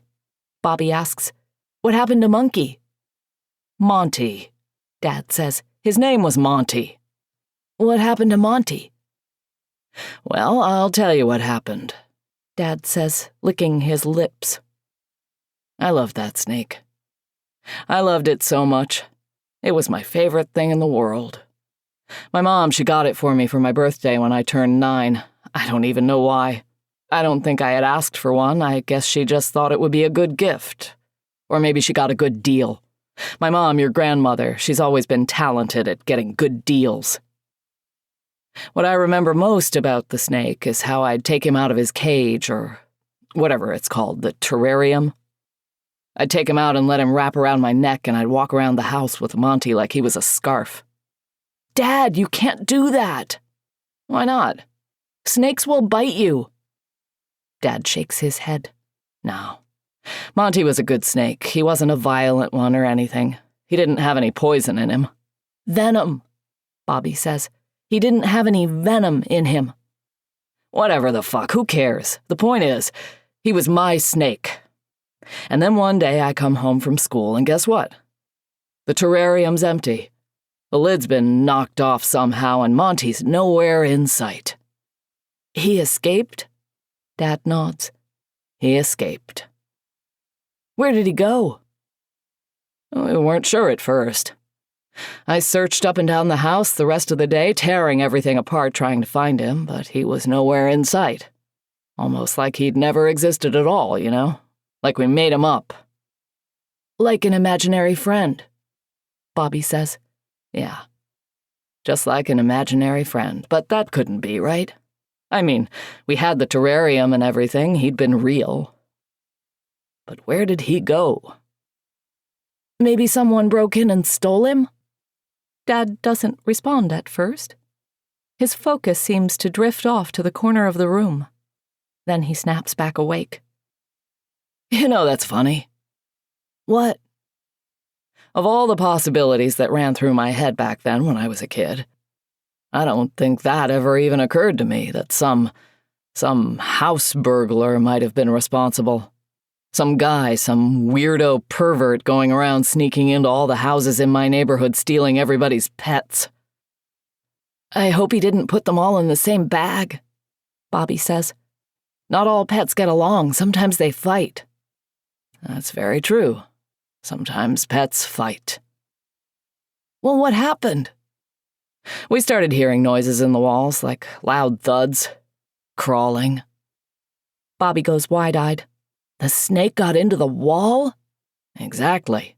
But how? My old house growing up, we used to have a real bad issue with mice. I remember sometimes waking up in the middle of the night, sitting up in bed and seeing them on my bedroom floor just... I don't know what they were doing. I used to think they were watching me sleep. Do mice watch people sleep? Bobby asks, concerned. These mice did. I don't think I like mice. Nobody does, son. He massages his temple, wincing. But not long after Monty disappeared into the walls, something happened. What? The mice also disappeared. Where'd they go? Monty started eating them all. I think he got into the wall by slithering into a mouse hole, then just slaughtered every last one of those fuckers. Ate them up one by one, total goddamn buffet. Wow, he must have gotten so fat. The fattest snake in Texas. Bobby points at the rattlesnake on the bathroom floor. This one's fat, too. Dad nods. He's a big boy. What do you think is in his belly? I don't know, Bobby. We sit and watch the snake lounge for a while. What else can we do? The thing has us hostage. Wait, Bobby says later on. Whatever happened to Monty, Daddy? What? Did you ever see him again after he went into the walls and ate all the mice? Dad nods. A sudden sadness washed over him. Only one more time. He hesitates, refusing to look at us. One night, almost a year after he escaped, I woke up in bed to something tight around my throat. It was him. It was Monty. He'd come back to me. What? Bobby says, excited. Wow! Yeah, Dad sighs. Slithered up into my bed and wrapped himself around my neck. Scared the shit out of me. I started screaming and freaking out. My mom, your grandmother, she comes running in and flips on the light, sees me in bed with my snake around my neck and screams just as loud as I did. Then what happened? Well, I unwrapped Monty from my neck and discovered he was dead. That's what happened. Dead? How? Dad shrugs. I don't know. I guess it was just his time. Bobby pouts. That's a sad story, Dad. I know. I'm sorry. He closes his eyes and leans against the mirror.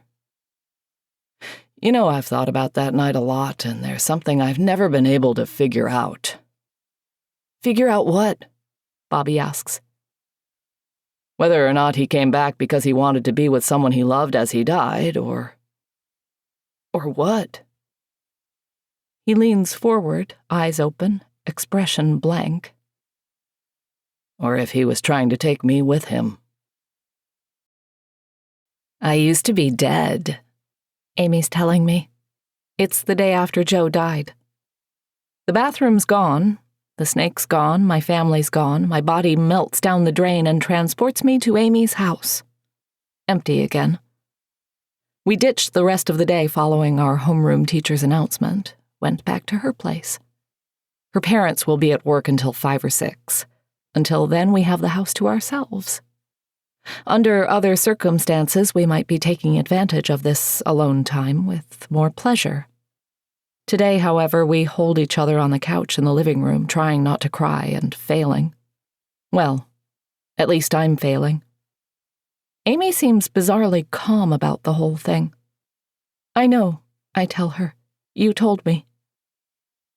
But haven't you ever wondered what changed? What fixed me?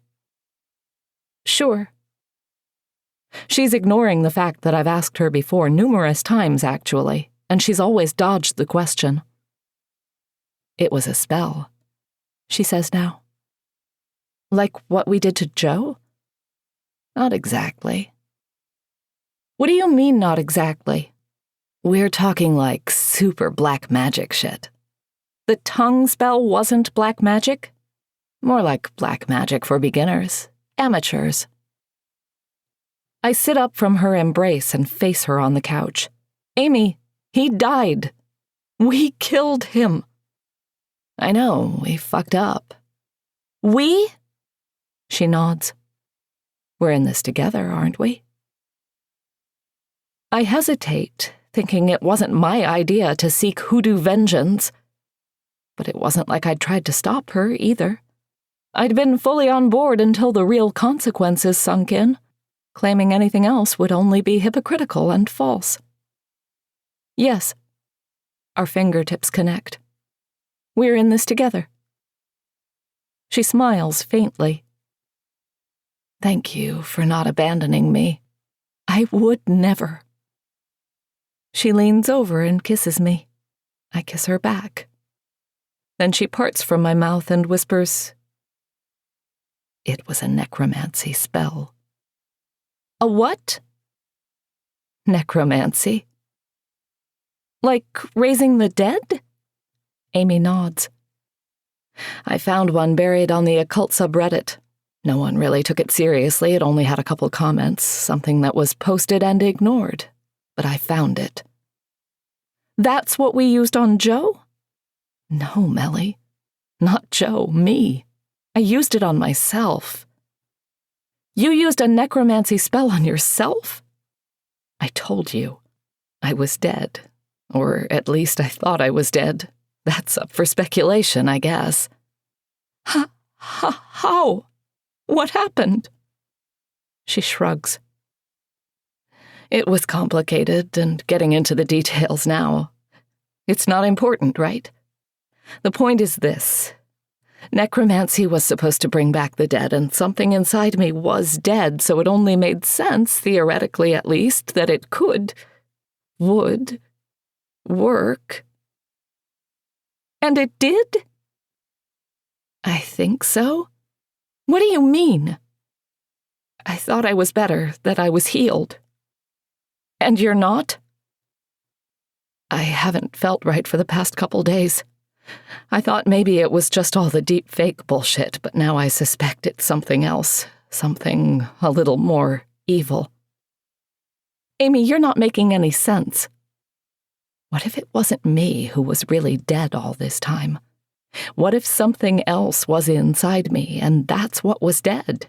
And when I performed the necromancy spell, it woke up? And it's just been, I don't know, biding its time, waiting for the perfect moment to announce its arrival? Something like what? I don't know. A demon, I guess. Something from another realm. A malevolent spirit of some kind. I think maybe it's been attached to me all my life and I fucked up, gave it permission to stretch its legs. I reach forward and caress her cheek. You're not evil. I would know. Think of the deepfake video Joe made. What about it? Just like the concept, you know? Replacing one face over another, masks over masks. What if I'm the deepfake and the demon inside me is the real deal, the real me? Amy, It has to be why the tongue spell went so wrong. I know we substituted a dog's tongue for a cow's, but still, I mean, holy shit. There's no way what happened should have happened. Unless the person who conducted the ritual had something hiding inside them, something beyond human, something... Something what? Something diabolical. I snap awake to the sound of Bobby whining about having to pee. I glance around, searching for Amy, but she's long gone. Was she ever really here? God damn it, I'm losing my mind. Bobby keeps whining until Mom and Dad wake up. Dad had passed out in the sink basin, the faucet driving into his spine, which he complains about the moment he regains consciousness. His arms knock over various bottles of gels and soaps as he struggles to free himself from the dip. We scan the bathroom floor. No sign of the snake. Do you think it went back outside? I ask. I don't see it anywhere, Dad says. I think it left, Bobby says. It got mad it couldn't eat any of us, so it went back home to pout. Who saw it last? Mom asks. I fell asleep, I whisper. We all fell asleep, Dad says. We spend the next minute staring at the empty floor. Shit, Mom says. What? I ask. Where did it go? Like you said before, maybe it went out the way it came. Yeah, maybe. Bobby holds his crotch, body trembling between us. I gotta pee, I gotta pee, I gotta pee. Pee in the tub, Mom tells him. It's not safe. Gross, I cry out. No, do not pee in the tub. I'm gonna pee all over you, sis. Mom, don't let him pee in the tub, please. She sighs. Okay, hold on, just hold on. She leans over the tub, peering around the bathroom. No snake in sight. Do you see anything? She asks Dad. He hesitates, curses under his breath, then plops down to the floor. He crouches and walks around, scanning the room. Finally, he straightens back up and shakes his head. It must have left while we were asleep. Can I please pee now? Dad approaches the tub and helps Bobby out, who rushes over to the toilet and releases a long, pleasurable moan as the urine splashes against the water. I love peeing, he sings. I love peeing. Oh, I love to pee all day and all night. Will you shut up? I say, still in the tub. No way in hell am I ever getting out of this thing again. Watch me shake my booty, sis. Watch me shake my booty. He indeed shakes his booty at me as he pees, no doubt spraying urine all over the floor next to the toilet. Eventually, thank God, the stream comes to an end and he reaches down to flush. Then he shrieks and tries to step away from the toilet only to fall flat on his back, holding his wrist against his chest, body shaking, sobbing hysterically. The rattlesnake slithers out from behind the toilet. Fuck, fuck, fuck, fuck, fuck! Someone's screaming, and I realize it's all three of us together as a family. Dad grabs Bobby by the shirt collar and drags him across the bathroom. Mom tries to help with his feet, but gets too close to the snake. It's rising, as if to attack again. She steps away, never taking her eyes off the thing. I stay in the bathtub, sucking on my thumb like I've reverted to infancy, rocking back and forth. Pathetic. Worthless. When the shit hits the fan, this is all the help I can provide. Mom crouches, maintaining eye contact with the snake, looking like they're in a surreal Old West flick and they're about to draw down on each other. Dad watches those kinds of movies all the time when he's drunk, which is always. Behind her, Bobby's shrieking off the top of his lungs. Dad's trying to inspect his wrist, but Bobby won't let go of it with his other hand. The snake looks pissed and ready to kill anyone who crosses its path. This isn't happening, this isn't happening, this isn't happening. Mom edges to the side next to the sink, and in one quick motion picks up the trash can, flips it upside down, and brings it over the snake just as it strikes out at her, successfully trapping it inside. Random garbage spills out along the floor, including the empty bottle of mouthwash.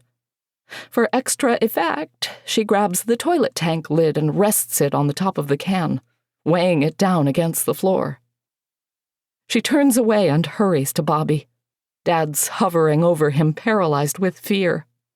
She brushes him away and takes control of the situation, snapping her fingers in front of Bobby's eyes until he stops screaming and pays attention, confused and afraid, but no longer hysterical. It got you? She asks. Bobby nods, frantic. Uh-huh. Let me see. It hurts. Let me see, baby. Hesitating, he uncurls his uninjured hand and reveals the bite mark on his left wrist. Even from the bathtub, I can spot the 2 puncture wounds. Thin lines of blood trickle out of them. Mom points at Dad and tells him to give her his belt. What? Why? We need to make a tourniquet. Dad shakes his head. No, we need to suck the poison out. What? That's what they always do in movies. They suck the poison out. I think we need to prevent the poison from flowing to his heart. Take your belt off. Venom! Bobby shouts through his sobbing, and they both look down at him confused. Snakes have venom, not poison. Dad sighs and removes his belt, then hands it over to her. She wraps it around Bobby's forearm and tightens it into place. The whole time, Bobby's screaming his head off, and she's trying to shush him as motherly as possible. My focus pinballs from my brother to the upside-down trash can across the bathroom. It keeps shaking, and inside, the snake's rattler hasn't shut up. It doesn't want us to forget it's still here, ready to inject its venom into the rest of us the moment we give it a chance. Dad kneels and grabs Bobby's injured arm and pulls it toward his mouth. We gotta suck the poison out, the venom, otherwise he's gonna die. When Dad says this, Bobby lets loose with another shriek. Mom stares at Dad, paralyzed with indecision, but he doesn't wait for her approval. He brings the bite wound to his mouth and sucks down for several seconds, then grimaces and pulls away, gagging and spitting. Did you get it? Mom asks. Did you get it? I don't know. Dad wipes his mouth, disgusted. Maybe. He starts gagging again, prompting him to hurry to the sink and lower his face onto the faucet. It doesn't take long for him to choke on the water pouring down his throat. He gives up and rests his forehead against the wall, out of breath, wheezing. Meanwhile, Bobby's still groaning and writhing on the floor. Mom helps him to his feet, and together they get into the tub with me.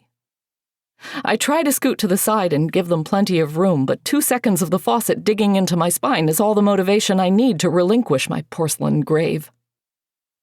Mom scoops up the blanket from the floor and spreads it along the tub, then helps Bobby sprawl across it. You'll be safer here, baby. It hurts, it hurts. I know, baby, it's going to be okay. It's going to be okay. Did Daddy get the venom out? Yes, he got it all out. You're going to be just fine. Dad starts pacing around the bathroom, fists at his side, jaw clenched, rambling. That motherfucker. That fucking motherfucker. He points at the upside-down trash can with intense rage. You motherfucker. I fold my arms across my chest, barely dodging my father's erratic movements. Is Bobby going to be okay? Mom, is Bobby going to be okay? He's going to be just fine.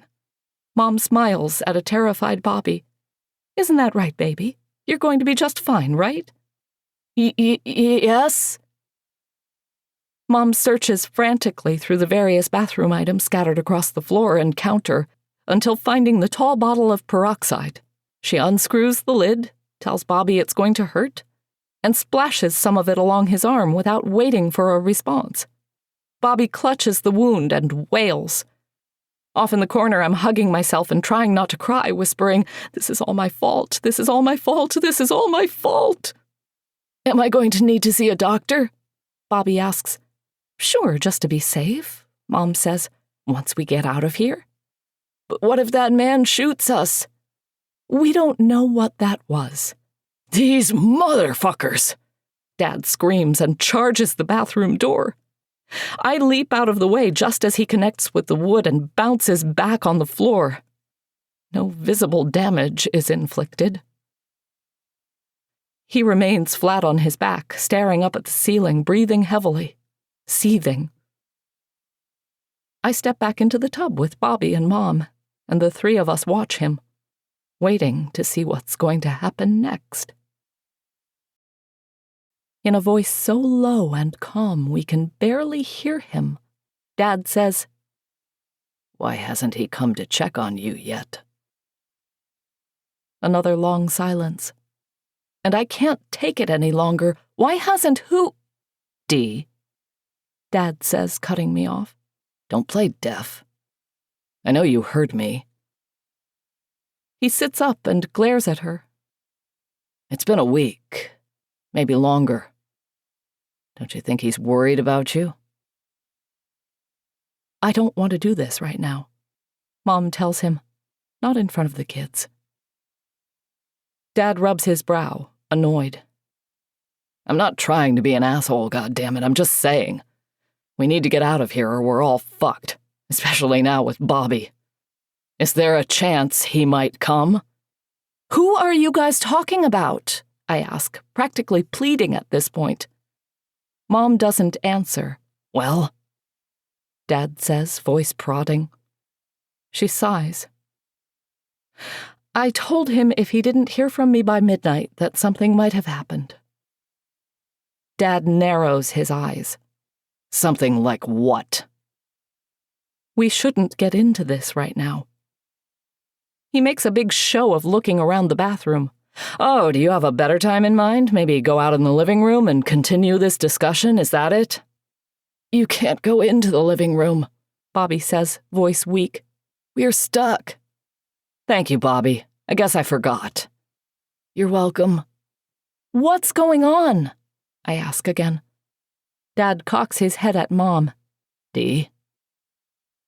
I didn't know how you'd react. I was scared. Scared of what? Of you? Dad laughs. What did you think I'd do, hurt you? Maybe. Jesus fucking Christ. He wipes his lips. Have I ever hurt you? He gestures to me and Bobby. Have I ever hurt your mom, huh? Sometimes you yell and get angry and make her cry, Bobby tells him.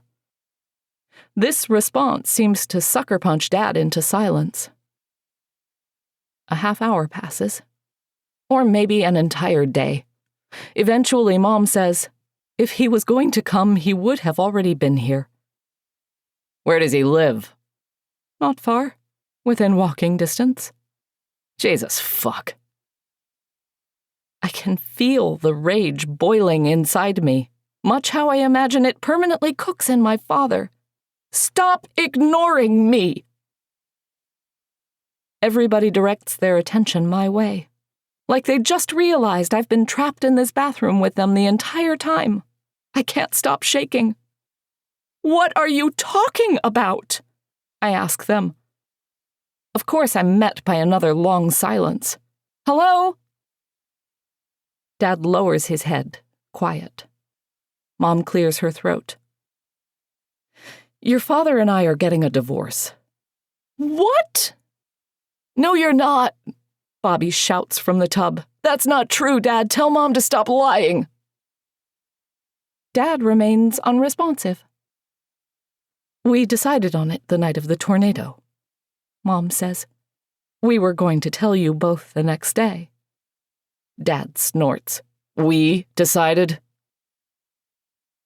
Realization hits. All the clues right in my face this entire time. Oh my God, Mom, are you cheating on Dad? I've been seeing someone, yes. He makes me happy. I deserve to be happy. And I don't? Dad asks. God damn it, Robert, don't pull that shit now. Pull what shit? I tried. I fucking tried. And I was miserable. I asked you to get sober. I asked you to help out more. I fucking begged you, Robert. I begged you. I can't believe you guys are getting a divorce, I whisper. Who are we going to live with? Bobby whines. And I tell him, Mom, obviously. Dad glares at me, hurt. Why, obviously? He catches me off guard. I realize I've screwed up. I don't know.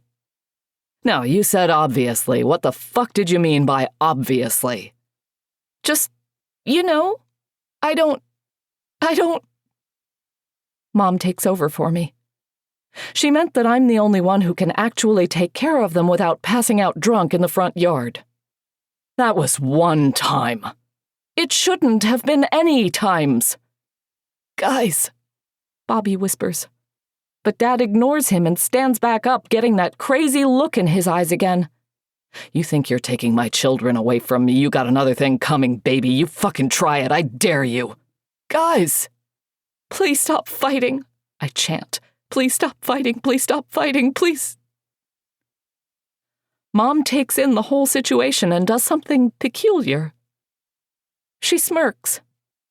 You're scaring the kids again, dear. Dad stops and glares at us all in the tub, seething with rage. Then reality hits and he points at Bobby. What's wrong with him? We all glance down and discover Bobby convulsing in the tub next to us. He's grabbing his wrist and moaning. We rush on top of him, trying to calm him down. It hurts, he cries. It hurts, it's on fire, I'm on fire, help me! The belt's making it worse, Dad says. You're fucking killing him. Oh my God! Frantic, Mom loosens the belt and casts it aside, nearly slapping me in the face with it in the process. Bobby continues moaning. His wrist and hand have gotten extremely swollen and discolored. She hesitates, examining it, clearly out of her element just like the rest of us. She twists the tub faucet to cold. Put it under the water, baby, come on. Bobby scoots up to the flowing water and cautiously extends his arm under the faucet. He cries out and hides his hand against his chest. It hurts, everything burns. Mom presses her own hand against his chest, waiting, concentrating, then withdraws. Oh God, his heartbeat is way too fast. Dad kneels so they're eye level. Bobby, calm the fuck down. You gotta calm the fuck down right now. This only makes Bobby cry louder and further freak out. That isn't helping, Mom says. Well, what the fuck do you want me to do then? I don't know. We have to do something, don't we? I wail. We have to do something. Mom soothes her voice down into something replicating calmness. Okay, baby, take big, deep breaths, okay? Real nice and easy now. It's going to be okay. It's going to be okay. They continue this routine for several minutes, and eventually he actually starts to calm down. Mom cradles him in her arms. They're both dripping with sweat and tears and, judging by the smell, urine. Can you tell me, Mama? Bobby asks, voice soft. Tell you what, baby? You know. Dad's sitting on the toilet next to the upside-down trash can. The snake has stopped moving for the time being. Its rattler no longer makes any noise. Perhaps it's trying to fool us into believing it's gone away and that we're safe. Stupid snake. There's no way in hell any of us are going to entertain such a fantastical delusion again. Mom holds Bobby tighter, resting her cheek against the back of his head. Well, we were at Walmart trying to buy a frozen pizza, and you decided you had been in my belly long enough. Your big fat belly, Bobby whispers, a faint trace of humor lingering in his tone. Mom nods. Like a watermelon. Bobby lets out a soft laugh. And I couldn't walk anymore, it hurt so bad. You were kicking me so much, so I had to sit on the floor right there in the frozen food aisle. And Sissy had to go find someone to help us. Did they call an ambulance? They sure did. So we waited for it to arrive, and this very nice young cashier sat with me holding my hand, telling me everything was going to be okay, that I just had to be strong and wait a little bit longer, and nothing bad would happen, and everything would work out, just like now, baby. Just how I'm holding you and telling you the same thing because it's the truth, baby. You know that, right? It's going to be okay. It's going to be okay. It's going to be okay. It's going to be okay. A fresh wave of tears stream down Mom's face as she chokes back sobs and continues. And I asked the cashier, the young lady, I asked her how she could know it was going to be okay. And she looked down at me and smiled this wonderful, bright smile, and do you know what she told me, baby? She told me she knew it was all going to be okay because it had to be. You get it? It was going to be okay because it couldn't possibly be any other way. That we just had to believe it would be okay and act brave and strong and it would all work out. And you know what, baby? She was right. She helped me act brave and strong, and we waited for the ambulance to arrive, and they pulled you out of me right there in the frozen food aisle.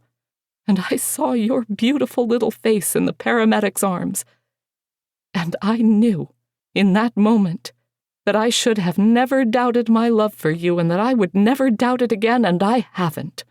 I never have. And that's why I know you're going to be okay, and Sissy's going to be okay, and everything's going to be okay, so we just have to hang on for a little bit longer, and someone will come. I know it. Someone will come, and they'll move the tree and open the door, and Everybody will be waiting outside to make sure we're okay, and life will be better. I promise you, sweet, beautiful baby. I promise with every ounce of my soul, everything is going to be okay. You just have to trust me, okay, baby? You have to trust. She cries and rocks Bobby in her arms, and his eyes are half open, but he's no longer breathing. And we all know it.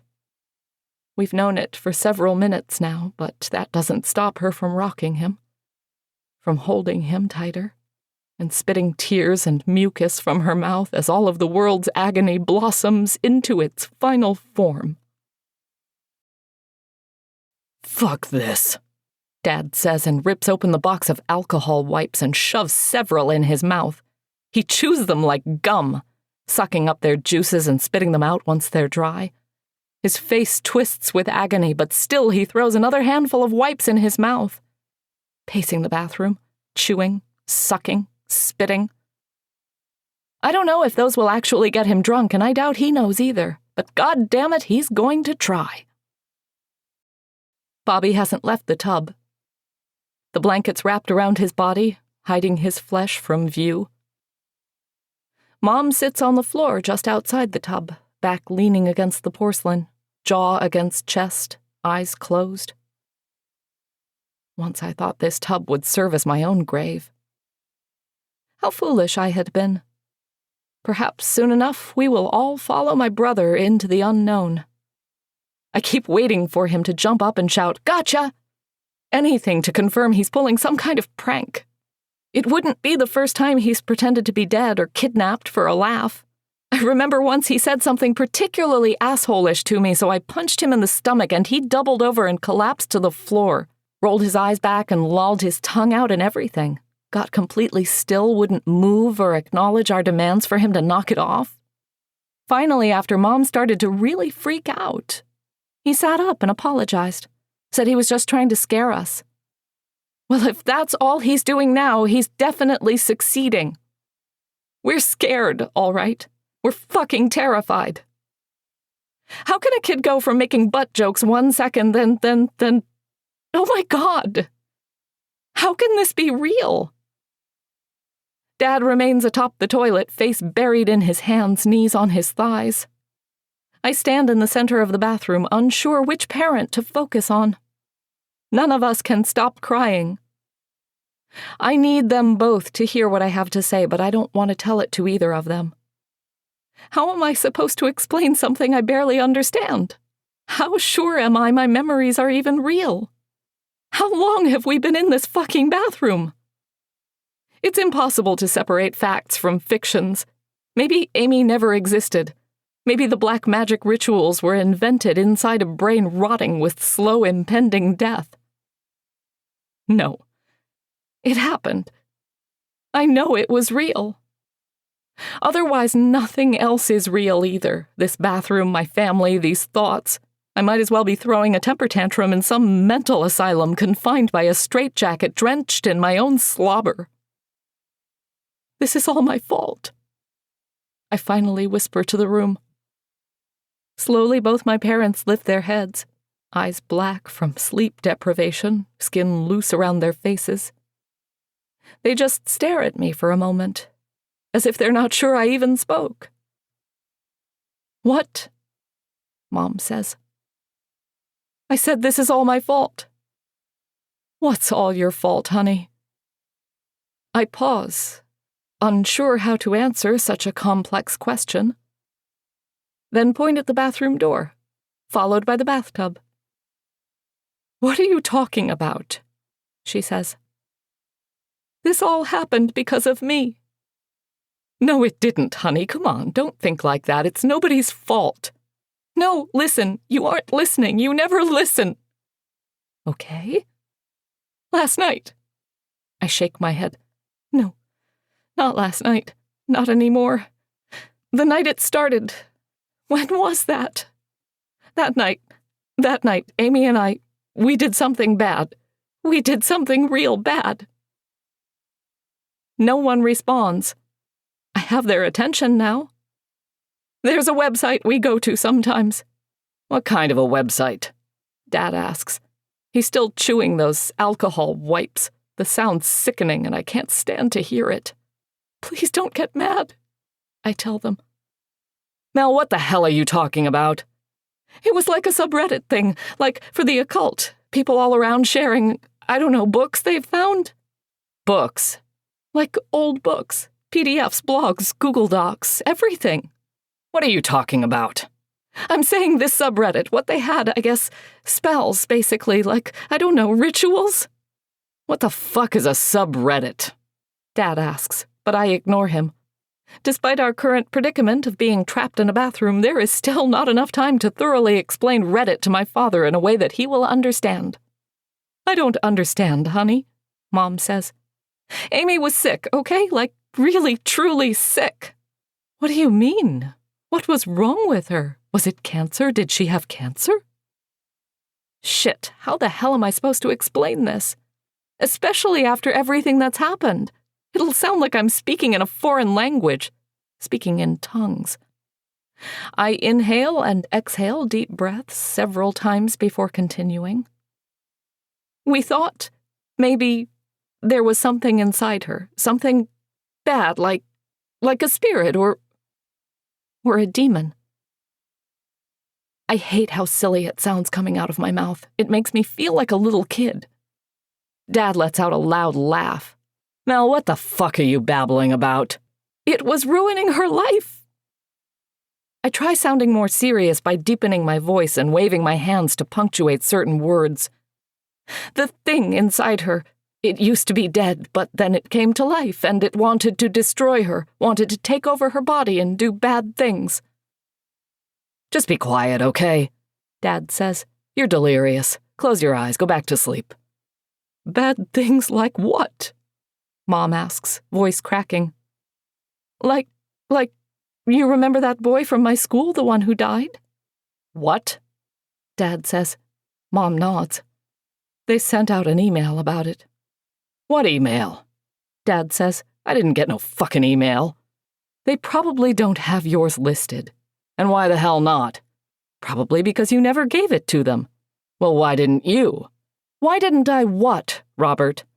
Give them my fucking email. Because I already gave them mine. Will you guys please stop fighting? I ask them, nearly yelling. Jesus Christ, please. Just let me say what I have to say. What I don't point out is that they're arguing about a goddamn email address less than 5 feet from their dead son. His body rapidly decomposing, and still they have to bicker about things that don't matter. What I don't tell them is that they should have never gotten married, that they could have easily spared us all future horrors by simply dissolving their relationship long before having children. Our existence has been a burden on not only them but also ourselves since day one in the womb. Okay, Mom says. I'm sorry. The boy who died. It was because of us.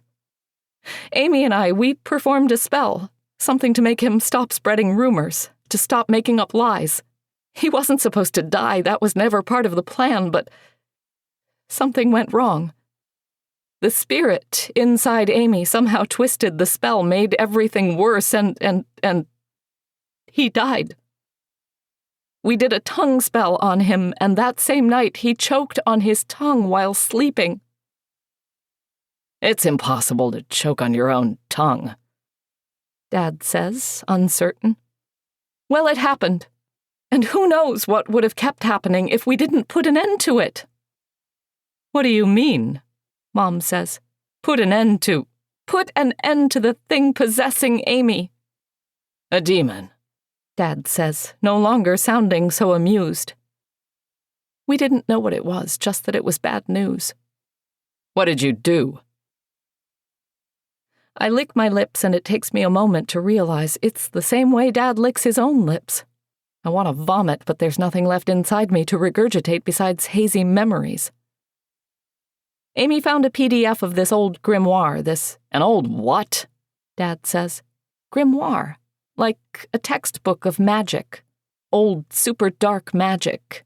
It was called The Black Pullet. The Black Bullet? Pullet! Oh. It was really old, I tell them, like from the 1700s. Someone uploaded a PDF of it on the occult subreddit. I don't know how they had a copy, but they did. All those old books are on the internet if you know where to search for them. And how did you know where to search for them? He asks. I didn't. Amy did. Of course she did. What's that supposed to mean? I ask, fists tightening at my sides. What am I going to do? Punch him? Shit, maybe. He rolls his eyes. Nothing. I consider challenging him, but what's the point? This isn't about him. It never was. We found this one spell in the book that looked promising. It said it had the power to destroy everything while also protecting your friends. We thought maybe we could direct it into the thing eating Amy from the inside, channel all the magic into the evil force and destroy it once and for all.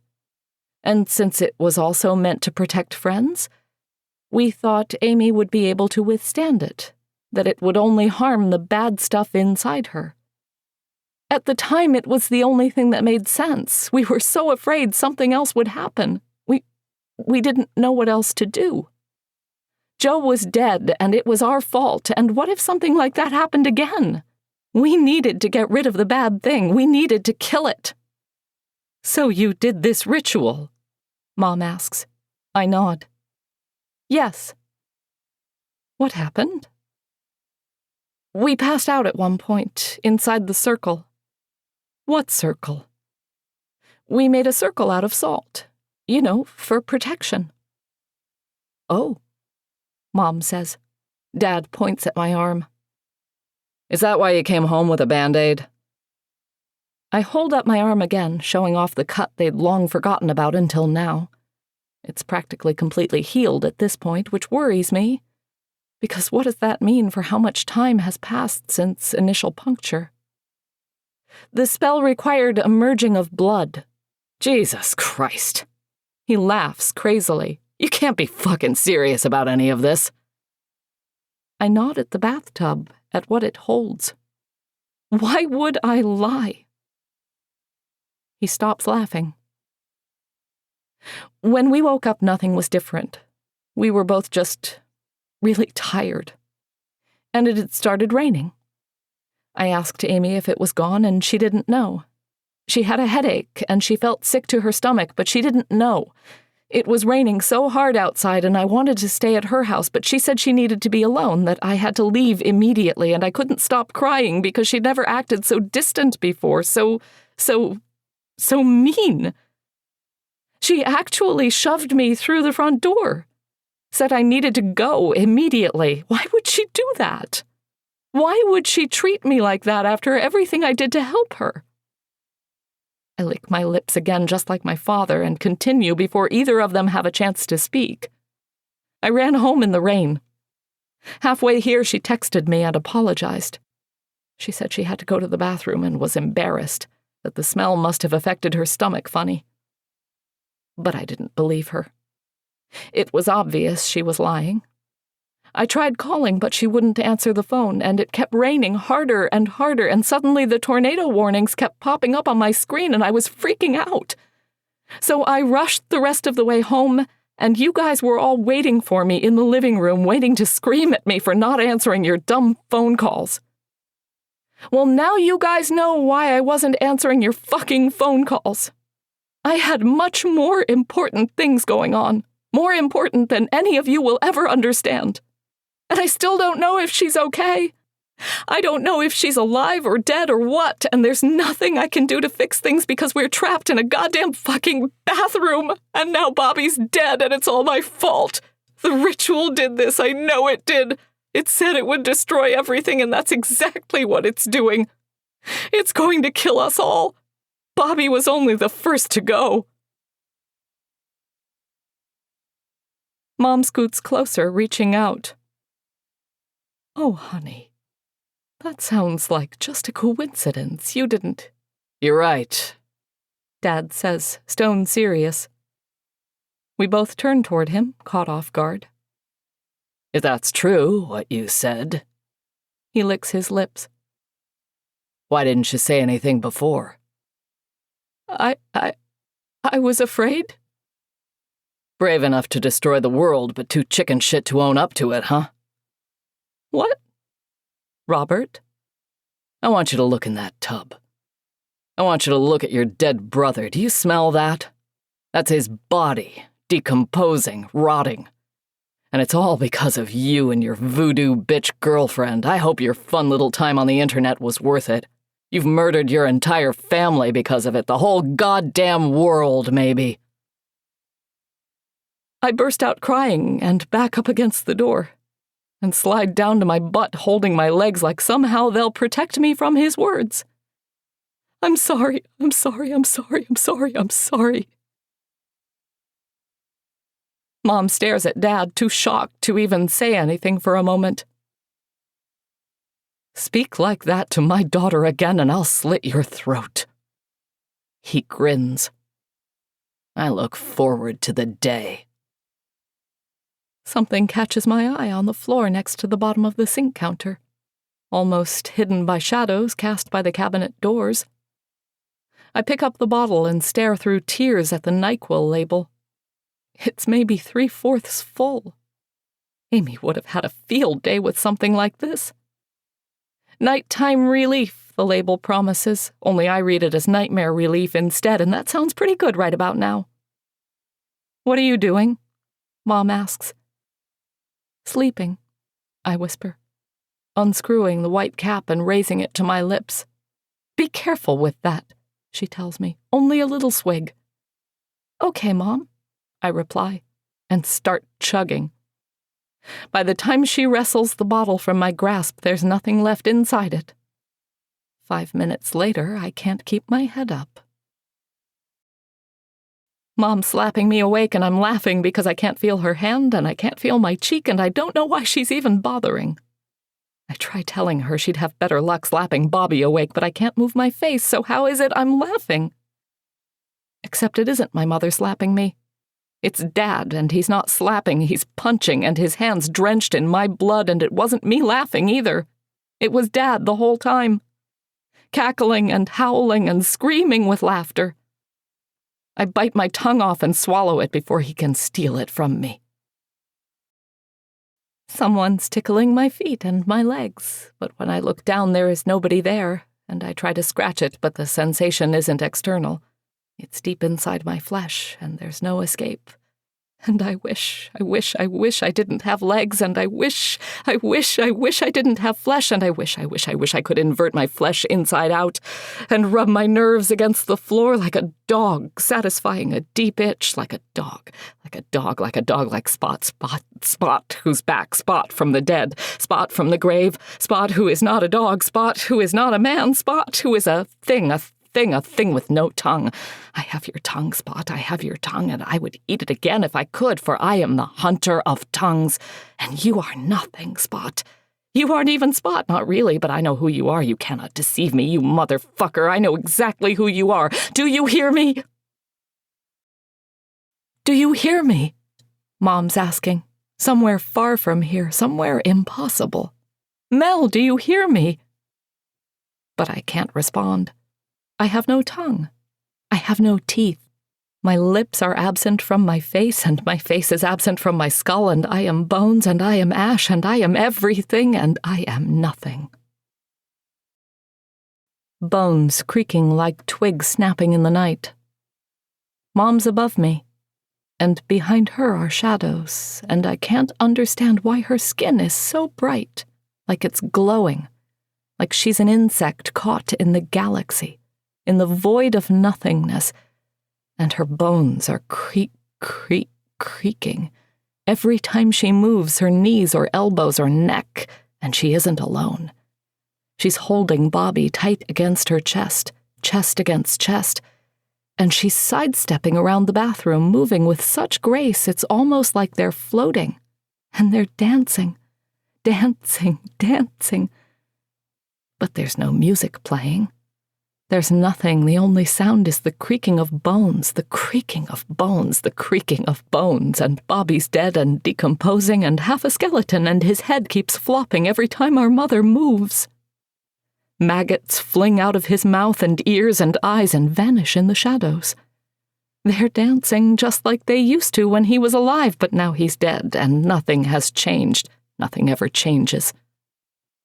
Somewhere in the darkness behind them, out of sight, Dad is screaming for me to let him use the flashlight on my phone. But it's too late. He's already lost it. Together we're united in the circle of salt, wide enough to inhabit both our bodies, Amy and I, face to face, stripped of all clothing, maintaining eye contact like it's the last time we'll ever see each other. She slips a bronzed ring over her finger, and it's so big it nearly slides back off. The insignia on the ring is beautiful and fascinating. 2 winged creatures with exposed breasts levitating above a fountain, also looking each other in the eyes, much like Amy and I are doing. We'll never stop doing. Staring like they love each other more than anything else the universe could possibly offer them. Like they would do anything humanly possible and beyond to offer protection and prove their devout affection. I ask Amy about the ring, and she tells me it's the 7th talisman from the Black Pullet. I ask where she got it from, and she shakes her head. Tells me some secrets aren't meant to be revealed, and before I can say anything else, she leans forward and kisses me for the last time, and I tell her I love her. She retrieves a knife from outside the circle and punctures my flesh before I can protest. "Now me," she says. "Make me bleed." I press the blade against her arm and trace over an old scar. Blood drips down our flesh. We scoot closer so our limbs are locked around each other, forming a perfect Gordian knot in the center of the circle and in my ear. Amy's whispering an incantation that makes me feel instantly at peace. Please, God, don't let this moment ever end. Please, God, please, God, please, God. From the book. 7. Has the power to destroy everything, to cause the fall of hail, thunderbolts, and stars of heaven, to occasion earthquakes, storms, and so forth. At the same time, it preserves the friends of the possessor from accidents. The figure of the talisman should be embroidered in silver upon poppy red satin. The magic words are 1. Ditau horandos, for works of destruction. 2. Ridus talamol, to command the elements. 3. Atrocis narpida, for the fall of hail, etc. 4. Usur itar, for earthquake. 5. Hispen tramador, for hurricanes and storms. 6. Paranthus histanos, for the preservation of friends. Back in the bathroom, Amy smiling at me from inside the cracked mirror. Her naked flesh pulsates like it's independent from her body. Throbbing. A bomb counting down to its inevitability. I used to cut myself, her reflection says, mimicking the first sentence she ever spoke to me back in in-school suspension. And before I can respond, every scar on her body bursts in simultaneous celebration. Blood sprays through the mirror and splatters against my face. Small black tentacles peek out from the ruptured scars. Alien tree branches ascertaining whether the coast is clear before shedding its previous host and seeking shelter elsewhere. I try to scream, and the tentacles bury themselves into my mouth before I'm able to make a sound. Our phones won't stop screaming, each slightly out of sync with the other, making the noises jarring and insane. We form a line and pile into the bathroom, Dad first, clutching an empty thermos. I'm behind him, every step forward painful. My legs itch so bad I can't stop it, but I'm afraid to bend down and scratch them because what if my legs aren't there? What if legs are a lie and I believed it all this time? Behind me, Bobby staggers in, pupils missing from his eyes, but that's okay. He's never had pupils anyway. and his breath reeks of something rancid, but he's always been bad about brushing his teeth. He's just a kid. Kids suck at brushing their teeth. And in his hands he's holding Spot.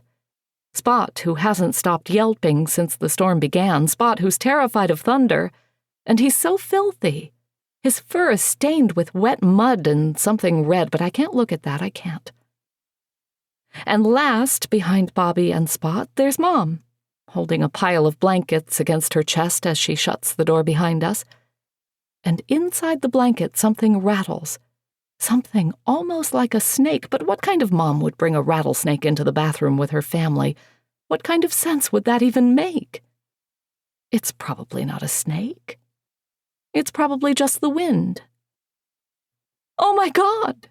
I shriek without opening my mouth, gripping my cell phone so tight I'm afraid it's going to break. The alert won't stop blaring.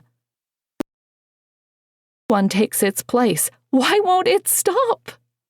I finally open my mouth and blood pours down my chin like red paint from a tipped-over can. Dad uncaps his thermos and hovers it just under my jaw, letting the blood fill the container. Just give it a second, would you? Once it's full, he pops the lid back on and takes a long, pleasurable gulp through the mouth hole.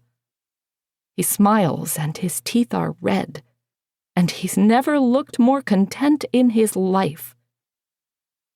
Mom snaps her fingers until I look away from his teeth. The blanket's in the tub now, on top of Bobby, who suddenly decided to take a nap. Where were you? You should have been home by 6. Mom, I don't feel good. Why weren't you answering my calls? My stomach hurts, Mom. I think something's wrong. I clutch my gut and double over, slowly lowering myself to the floor. An intense cramp burns inside me, and it hurts to breathe. What is happening to me? You need to answer your phone when I call. That's why we pay for it every month. Mom, I think something's inside of me. Not good enough. We're all going to die because of you, Dad whispers, standing next to the closed bathroom door. His lips are red with my blood. Mom turns to him. What? You didn't know your own daughter was a witch? Some fucking mother you are. She looks back down at me. Is this true, Mel? Mom! I raise my shirt up so they can see what I'm feeling. Something inside my stomach. Something moving back and forth. A small lump presses against my flesh. Mom, help! Please help! Don't, Dad says. It's a trap. One of her witch traps. You try to help and she'll curse you. Something's wrong! I scream and grab the lump with both hands and squeeze and pull, and my flesh begins ripping and blood erupts like a volcano from a fresh hole above my belly button, and in my hands, between my fingers, the tongue I hunted and swallowed now writhes and attempts to flee, but I refuse to pardon it. Where are you going? I ask it, as blood continues gushing out of my stomach. Where do you think you're going? You're mine. I caught you, and now you're mine. The tongue makes a noise like a tea kettle, shrieking. The tongue. I know this tongue like my own. It's Amy's tongue. I hunted it down and swallowed it up. She gave it to me, and I refused to return it, and now it's mine, mine, mine. If she really wants it back, she'll have to personally come ask me. Dad and Mom collapse to the floor and press their faces against my stomach, greedily slurping up the endless blood streaming out of me. They're so hungry, so thirsty, so desperate. I hold Amy's tongue above them and squeeze its juices into their hair. This is my gift to you, I tell them. This is my everything. Behind us in the bathtub, Bobby sits up and moans. I think it's an EF5. I think it's an EF5. I think it's an EF5. I think it's... Somewhere outside, wind howls. Somewhere outside, thunder cracks.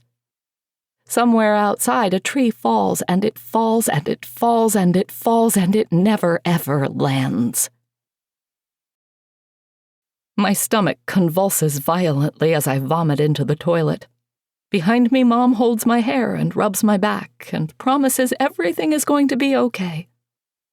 I swear to God, a tongue splashes into the water and swims around like a fish that's finally returned home.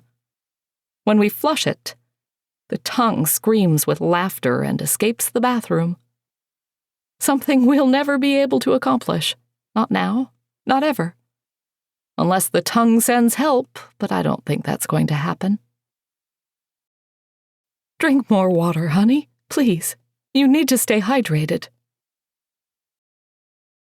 The three of us lay flat on our backs across the bathroom floor, staring at the ceiling, holding our stomachs. We look like shit. We smell like shit. We feel like shit. We are nothing but shit. Then Dad says the unthinkable. We have to eat him. Another long silence passes before Mom responds. Go back to sleep. Either we eat him or we die. Then we die. More nothingness. Then Dad says, I think I'm blind. What do you mean? Mom asks. I can't fucking see anything anymore. What do you see? Nothing, fucking nothing. Oh. Mom sighs, half awake. It's probably those alcohol wipes. They can make you go blind if you ingest them. Why didn't you say anything? Would you have cared? Dad struggles to sit up. Mom and I remain on our backs. He stands and approaches the tub, unwrapping the top of the blanket and grimacing as the scent intensifies. I start gagging, but I'm too weak to do anything about it. He reaches down and feels around the body, although it's hard to decipher what exactly he's touching. Then he's gagging harder than I am, and he backs away, hand over his mouth and nose. Somehow Mom's already standing. Leave him alone. It's our only choice, Dad says, eyes watery, voice cracking. Like hell it is. We have to. He approaches the sink and touches the various items scattered along the sink counter, but it's obvious he can't see anything. Not really. God damn it, where is it? What are you doing? Mom asks. We need something to cut open the flesh, the razor. What did you do with it? Don't you fucking touch him! Dad pauses and side glances toward her, clearly annoyed. A thin stream of blood leaks out of his left eyeball. Oh, will you stop acting so hysterical? He resumes his search a while longer while Mom stares at him from across the bathroom, baffled.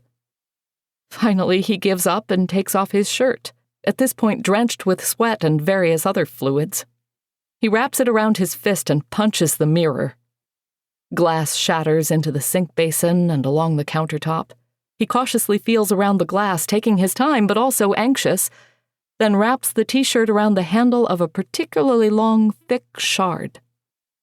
He turns back toward the tub, and Mom attempts to block his path but quickly retreats against the wall the moment he threatens her with his new weapon. Despite being blind, he can still sense her presence. He sidesteps into the tub and crouches over the body, gripping the glass shard in one hand, holding it out. Unsure how to proceed, he snarls at both of us like a cornered animal. If any of you fucking witches try to stop me, I won't. I don't know. We need to eat. Okay? We need to eat. We need to eat. Dad cuts into Bobby's stomach and starts ripping out unrecognizable organs and eating them raw, taking huge, animalistic bites and gagging as he chews. Mom and I remain on the opposite side of the bathroom, witnessing this atrocity and feeling totally helpless. I keep glancing at Bobby's face, waiting for him to react. But of course he doesn't react. He can't. And for that, I'm grateful. Half a minute later, Dad's gagging gets out of control, and he leaps out of the tub, landing in the center of the bathroom on all fours and vomits all over the floor. Blood and gore masks his face, and finally we see his true form. He tries standing but slips in his own puke. More sickness projectiles out of his mouth as he screams. He gets up again and tackles the door, bounces off, lands in the puke again, starts acting fully fucking crazy by standing, jumping at the door, falling, and doing it all over again for a long time, all the while spraying blood and vomit from his mouth. After several unsuccessful tackles, he crawls back to the door, pressing his face against the crack. "Help! Help! I'm being held prisoner by a coven of witches. A coven of witches has killed my boy. They've murdered my son in cold blood, and I am next. Please, please!" He continues screaming nonsense for several minutes before going limp against the door and passing out. Mom and I don't dare move or make a sound. Neither of us are in much of a hurry to find out what happens next time he wakes up. Noise explodes on the other side of the door. Dad jolts awake, snapping his head around the room, screaming, "I can't see anything. I can't fucking see. What's that fucking noise? What the fuck?" "I don't know," Mom says. "Music, I think." She glances down at me, confused. Of course I recognize the sound. It's my phone. Someone's calling me. "Amy, you're alive." Dad reaches through the door opening and feels around the carpet in their bedroom. "Oh shit, I think I got it," he says, excited, and pulls my cell phone back into the bathroom with him. Somehow it survived through the rain. Somehow the battery isn't dead. I remain paralyzed across the room, unconvinced I'm not hallucinating again. This can't be real. Can it? Dad answers my phone and presses it against his ear, listening for a moment, and says, "Yes. Of course, yes. No, I understand. Yes. Of course." Then he snaps the phone and tosses the separated halves back through the door. "What the fuck, Robert?" Mom says. He starts slowly crawling across the bathroom through vomit and blood and shit and piss, a lunatic smile carved across his face. "It makes sense, doesn't it?" "Robert, stop! Who did you talk to? Who called?" He nods at me, somehow seeing me despite his recent loss of sight. "She's the one who caused this, which means she's the only one who can end it." "What?" I whisper. "Robert?" He springs forward, wrapping his hands around my throat and slamming the back of my skull against the wall, screaming, "Kill the witch, kill the witch, kill the witch!" Mom shouts somewhere nearby and tackles him off me. He rolls over on his back next to the toilet, and Mom straddles his stomach, slapping his face with one hand after the other. "Leave her alone, leave her alone, leave her alone!" The whole time she's hitting him, he's laughing, loud and insane. She leans to the side and knocks the toilet lid off the trash can, then flips over the container. Only a second passes before the rattlesnake strikes out, somehow still alive, starving just like the rest of us, and latches its fangs onto Dad's left cheek. He screams, this time in legitimate pain, and throws Mom off him like she weighs nothing. He sits up. The snake remains hanging from his face. He won't stop screaming. No, not screaming. Laughing. He's fucking laughing. He rips the snake from his cheek and opens his mouth real wide and bites the creature's head clean off, then spits it toward Mom. "Kill the witch, kill the witch, kill the witch, kill the witch." He stands holding the decapitated snake's body, twirling it around like a lasso. Mom tries backpedaling while still on the floor, but where the hell is she going to go? "Kill the witch, kill the witch." He whips her with the snake over and over, enjoying the sound of her screams. Behind them, somehow I manage to make it to my feet. In one hand, I hold the glass shard he used to cut open Bobby's body, part of Dad's shirt still wrapped around the handle. The weapon's covered in blood and other things I can't dare to speculate on.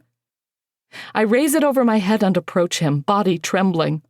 Once I begin stabbing him in the back, I don't stop until my arms are too heavy to lift, and by then he's long dead. Mom and I retreat to the opposite side of the bathroom and sit against the wall.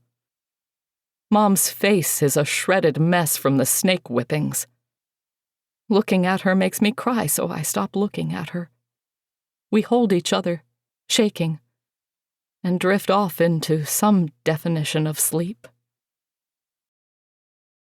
I think Mom thinks I'm dead, and I don't know if she's wrong. Eventually, she abandons me against the wall and crawls over to Dad's mangled body. She scoops up the glass shard from his back, then crawls closer to the door and begins stabbing the wood. I don't know how long she does this. Hours, days, years. Time means nothing anymore. I can't move. I can't talk. Everything is so weak. If I'm not dead, then it'll happen soon enough. The glass slices into Mom's hands the longer she digs into the wood, and blood leaks down, and her face grimaces, and she cries and screams and does not stop digging and digging and digging. And her cries are so loud, and her blood is everywhere, and still she digs. Until finally the hole is just wide enough for a small starving body to slip through. "I'll come back, baby," she whispers. "I'll come back. Let me just see."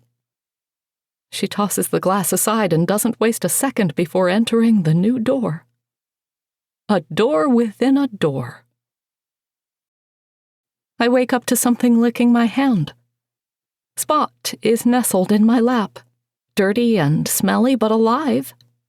I pet him and tell him he's a good boy and that I love him very much, and fall back asleep. I do not ask how he got his tongue back.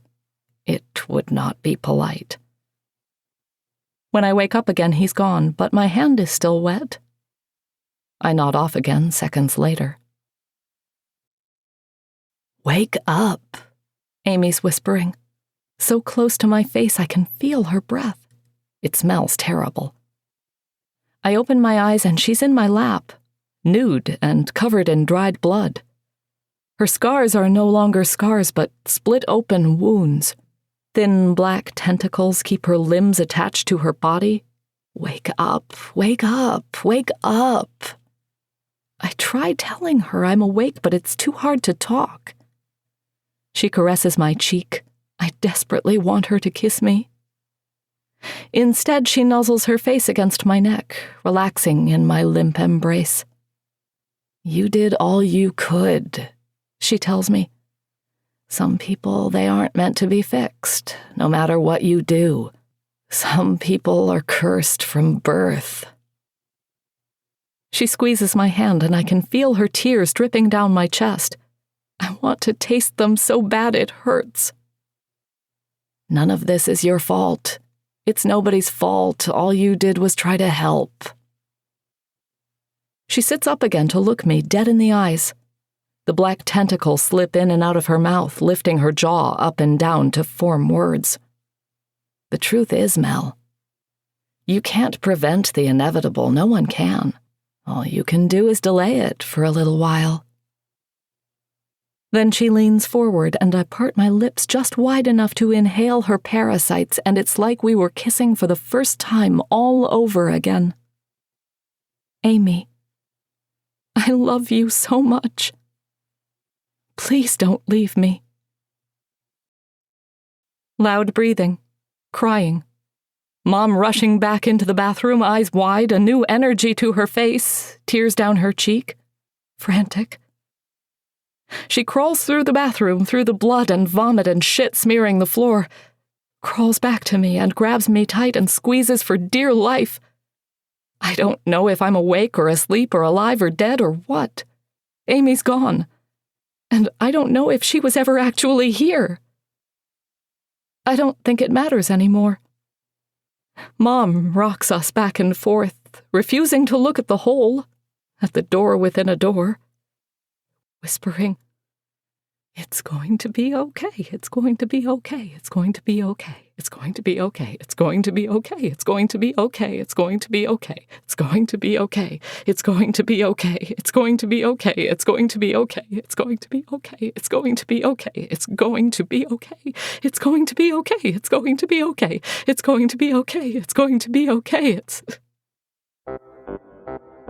This has been We Need to Do Something, written by Max Booth III, read by Linda Jones.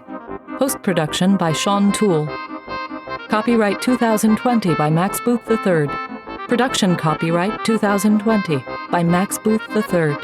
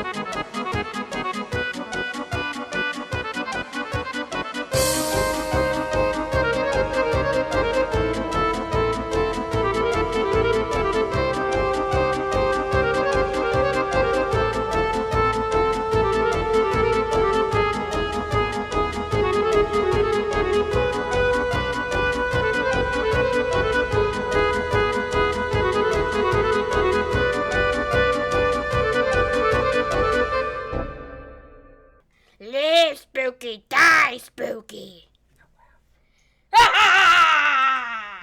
Rest in peace, Max.